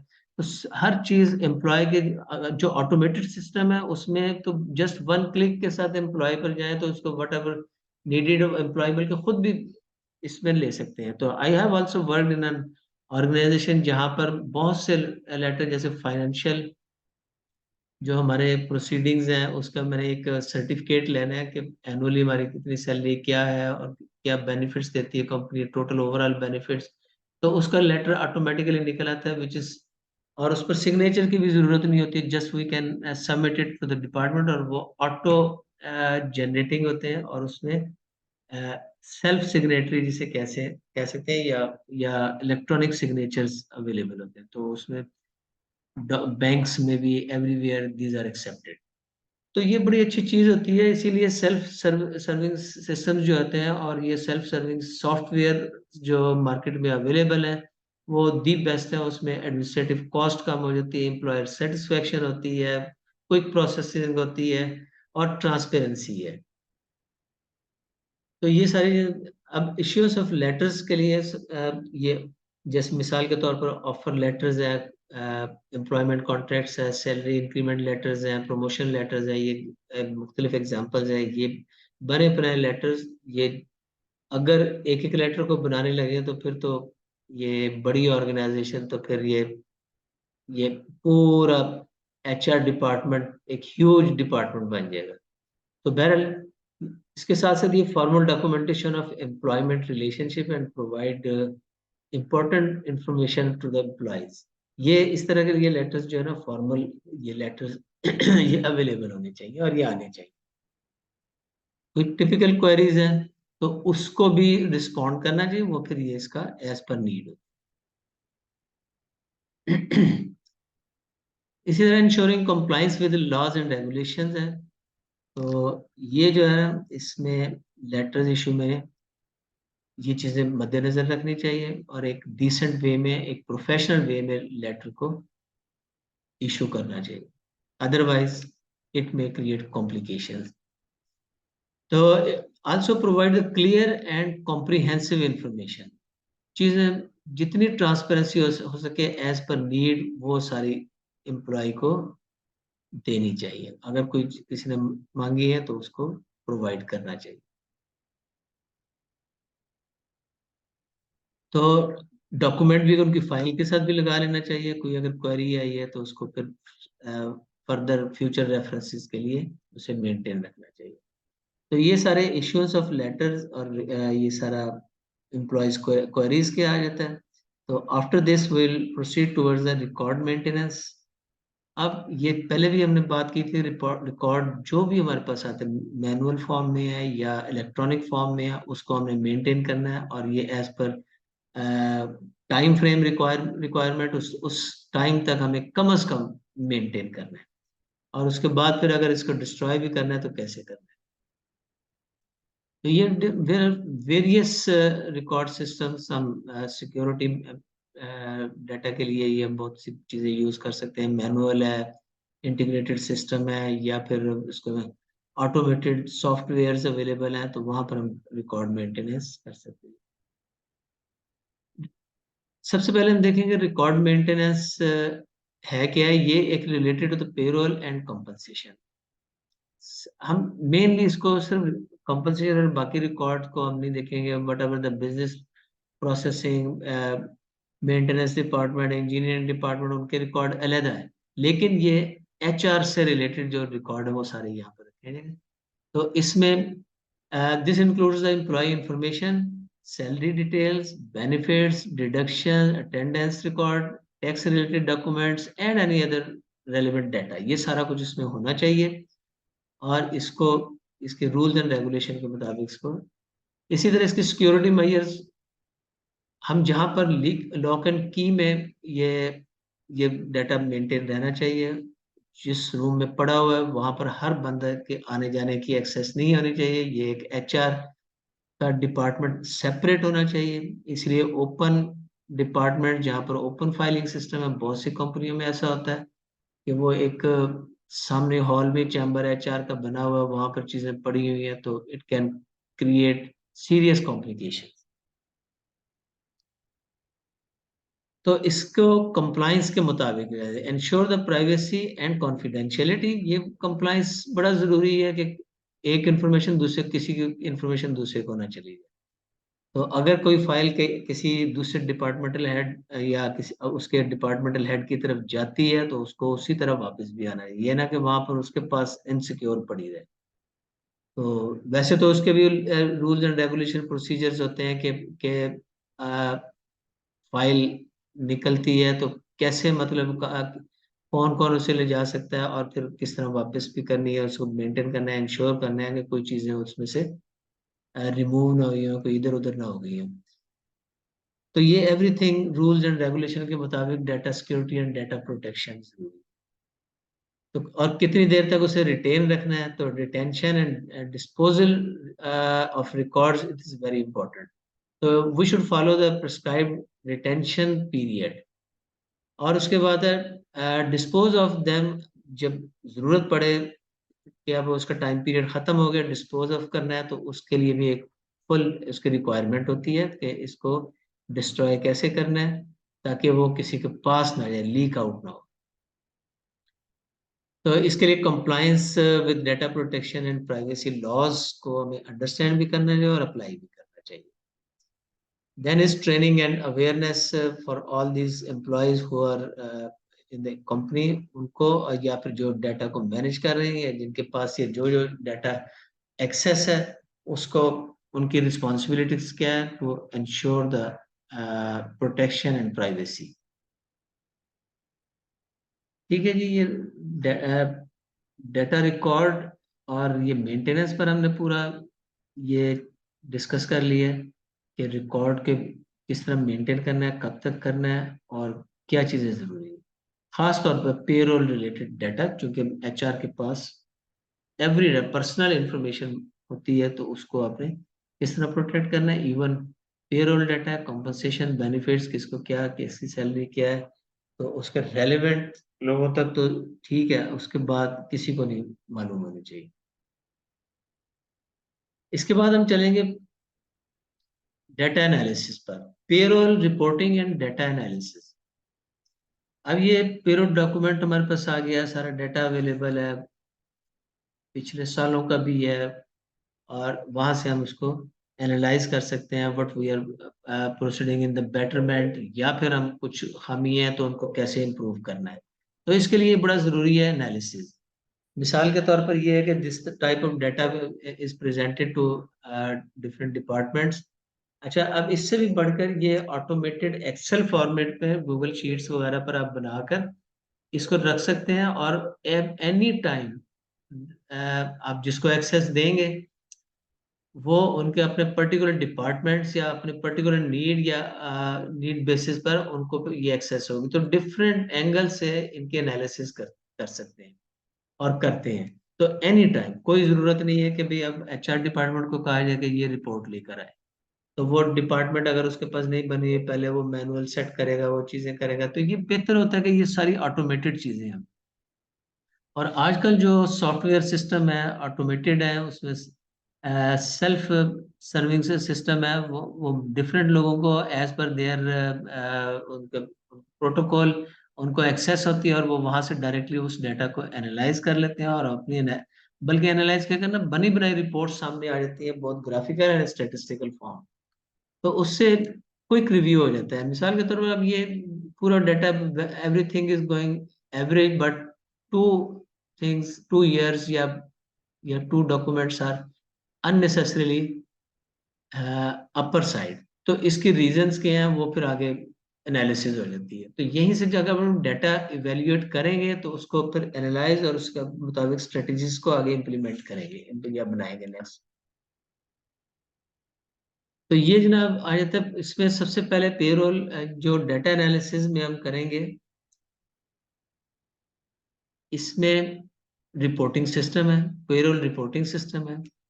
अब ये डिफरेंट डिपार्टमेंट्स को, डिफरेंट इंडिविजुअल को, मैनेजमेंट को हर महीने हम इसे रिपोर्ट देते हैं, और उसके बाद फिर इसके रिगार्डिंग टैक्स डिडक्शन, ईओबीआई है, बेनिफिट्स हम क्या दे रहे हैं, क्या डिडक्शन की जा रही है उनका। तो ये सारा कुछ इसको डाटा की फॉर्म में प्रेजेंट किया जाता है। तो कंप्लाइंस रिपोर्टिंग इसमें खास तौर पर टैक्स फाइलिंग है, सोशल सिक्योरिटी कंट्रीब्यूशन है, लेबर लॉज है, इन सबको हमने इंश्योर करना है कि इसके ये एक्यूरेट भी हो और ये according to rules and regulation हो। तो जिस वक्त ये डाटा सारा ये आ जाता है, तो इसकी एनालिसिस है to gain insight into various aspects of compensation management. ये हम इसको डाटा को एनालाइज कर सकते हैं कि इसमें क्या, किन चीजों पर क्या इम्पैक्ट आ रहा है और क्या जरूरी है आगे, तो उस हिसाब से आगे पॉलिसीज बनती है। It helps in identifying the trends, anomalies, cost saving and opportunities, ये इसको इवेल्युएट करता है। तो इसी तरह ensure the fairness and equity, ये सबके साथ बराबरी का सलूक होना चाहिए। कोई ऐसा नहीं कि किसी को ज्यादा किसी को कम, कोई हिडन चीजें नहीं होनी चाहिए। Everything should should be clear and fair. Fair होती भी है, लेकिन उसके में बाजू का लोगों की एम्बिग्यूटी रहती है। अगर ये क्लियर कम्युनिकेशन होगी तो उसमें ट्रांसपेरेंसी नजर आएगी। Compliance with minimum wage loss, अगर हम अच्छा डाटा एनालिसिस करते हैं तो हमें ये भी पता चल जाता है कुछ लोग अगर बीच में अभी बिलो एवरेज रह गए हैं, जो कि अकॉर्डिंग टू लॉज ये कम है, तो फिर उस पर उनको अकॉर्डिंगली एड्रेस किया जा सकता है। तो ये सारी चीजें बड़ी जरूरी होती हैं। इसी तरह सबसे ज्यादा इंपॉर्टेंट इसमें बजटिंग एंड फोरकास्टिंग है। तो ताकि हम अगले साल के बजट्स और फोरकास्ट अपने एम्प्लॉयमेंट और एम्प्लॉयज, खासतौर पर उनकी क्वांटिटी और उनके प्रोसीजर्स वगैरह इसको डिफाइन कर सकें। और उसके बाद फिर ऑडिटिंग रिक्वायरमेंट्स भी पूरी हो जाती है। अगर हम डाटा को मेंटेन करते हैं, एनालाइज करते हैं, कोई इसमें कोई चीज़ ऐसी रह तो नहीं गई, तो उसमें कोई ऐसी है गलती तो उसको ठीक करें, ताकि ऑडिट के वक्त ये सारी चीज़ें सामने ना आए। तो ये रिकॉर्ड डाटा एनालिसिस सारा प्रोसेस आ गया। डाटा एनालिसिस के फायदे क्या हैं, इसके क्या इम्प्लीमेंटेशन है, और इसके आगे फर्दर फ्यूचर प्लानिंग के क्या के लिए किस लिए जरूरत है। इसी तरह अब लास्ट में हम ये देखते हैं कि आजकल इमर्जिंग ट्रेंड्स के, ये साथ साथ एवरीथिंग मैं डिस्कस करता रहा हूँ, तो लेकिन आप यहाँ पर अभी से देखिए emerging trends and innovations in payroll management. इसमें automated variety of things are available now. अब ये बेशुमार सिस्टम्स, बड़े अच्छे अच्छे सिस्टम आते जा रहे हैं, और कंपनियां से अडॉप्ट कर रही है, और उससे बहुत ज्यादा इसका कॉस्ट सेविंग भी और टाइम सेविंग भी होती है, और उसमें फिर आगे मैनेजमेंट डिसीजन मेकिंग में बहुत अच्छा रोल प्ले करता है। अब इसमें अगर हम इमर्जिंग ट्रेंड्स में सबसे पहले तो ऑटोमेशन एंड इंटीग्रेशन, सारी चीजें एक दूसरे के साथ इंटीग्रेटेड होती हैं। तो ऑटोमेटेड प्रोसेस होता है, हम जस्ट एम्प्लॉय आता है, अपना scanning, any type of scanning, उसको थंब स्कैनिंग है, कार्ड स्कैनिंग है, या फिर अपने फेस स्कैनिंग है, तो उसके जरिए अपना ये डॉक्यूमेंट करता है कि ये टाइम शीट में मैनेज करता है कि उसमें टाइमिंग मैनेजमेंट आ जाती है। वहां से फिर उसका प्रेजेंस, एब्सेंस और ये सारी चीजें इंटीग्रेटेड होती हैं। अगर ये सारा ऑटोमेटेड सिस्टम है तो दी बेस्ट। और जो कि आजकल ये चीजें चल रही हैं। तो payroll software automation system available है, integration with other HR system, और स्ट्रीमलाइन द पेरोल प्रोसेस, इसमें that reduces the manual errors और एनहांसेस द एक्यूरेसी। तो ये इसका सबसे बड़े फायदे हैं, ऑटोमेशन इंटीग्रेशन है। दूसरा सेल्फ सर्विंग पोर्टल्स हैं। ऑटोमेशन के साथ साथ लोग खुद अपना बेनिफिट्स लेते हैं, जैसे पहले भी बात हुई कि पे स्लिप्स हैं, कोई डिफरेंट डॉक्यूमेंट्स हैं, बैंकिंग रिक्वायरमेंट है या टैक्सेशन रिक्वायरमेंट है, everything can be self managed. अगर ये सिस्टम, बहुत से सिस्टम आए हुए हैं आजकल, तो इसे किया जाए। बहुत सी कंपनी है ये सेल्फ सिस्टम्स पर अब आ रही हैं। इसमें क्या क्या चीजें इंपॉर्टेंट है, पे स्लिप है, पर्सनल डिटेल्स हैं, लीव रिक्वायरमेंट्स और एक्सेस है, ये सारी चीजें देखते हुए तो इसमें ऑटोमेशन और ये न्यू इनोवेशन, ये आगे बड़ी चेंजेस आती जा रही हैं। तो रियल टाइम एक पेरोल बन जाता है that receive salary soon after the payroll period. आप पे पीरियड अगर ये महीना खत्म हुआ, उसके बाद the payroll department will be ready to deliver. Just एक इवेल्युएशन और उसको एनालिसिस एक दफा करके डिपार्टमेंटल हेड या ऑनर्स या कोई चीज और एडिशन डिलीशन करनी है, तो उसके बाद फौरी तौर पर सैलरीज दी जा सकती। डेटा एनालिसिस, दो इसकी predictive analysis, further forecasting and further benefits, ये बड़ा जरूरी है। तो ये इसके बेनिफिट्स हैं मेन। और इसके बाद है, ये चूंकि क्लाउड बेस्ड है तो मोबाइल डाटा पर भी ये सारी चीजें ली जा सकती हैं, और इसके बहुत से benefits you can see it. तो आईटी डिपार्टमेंट्स यूजुअली इसको मेंटेन करते हैं और इसको ये आगे चलाते हैं। It is for the well being of the employees. तो एम्प्लॉय वेलबींग प्रोग्राम्स इसमें ऑफर किए जाते हैं। मिसाल के तौर पर एक थर्ड पार्टी भी इवन कोई अगर ऑफर कर रही है, बैंक कोई अपने, चूंकि एम्प्लॉय अपने जो पेरोल पर है, कंपनी पेरोल पर है, तो उनको कोई एक डिस्काउंटेड लोन्स देते हैं, तो दे कैन मैनेज, और वो अब उसको इसको इफेक्टिवली से यूटिलाइज कर सकते हैं। तो ये बहुत सारे इसमें आ जाती है। ऑफरिंग द फाइनेंशियल वेलनेस और प्रोग्राम्स आते हैं, सैलरी एडवांस ऑप्शंस है। तो अगर कुछ रूल्स एंड रेगुलेशन और ये सब कुछ आते हैं, तो इसमें कोई लेटर लिखने की जरूरत नहीं, पूछने की जरूरत नहीं है। तो एम्प्लॉयज जो है वो खुद ही डायरेक्टली एक्सेस करके तो वहां से ले सकते हैं। तो ये सिस्टम जो है ना, ऑटोमेटेड सिस्टम और ये सेल्फ सर्विंग सिस्टम्स, इसके बहुत से बेनिफिट्स हैं। तो ये सारा ये सेल्फ सिस्टम पर, तो with this we are closing this पूरा पेरोल और कॉम्पनसेशन पर ये कॉम्प्रिहेंसिव टॉपिक था। आई एम श्योर कि आपने इसको बड़ा इसको अंडरस्टैंड किया और इसको अप्लाई भी करेंगे।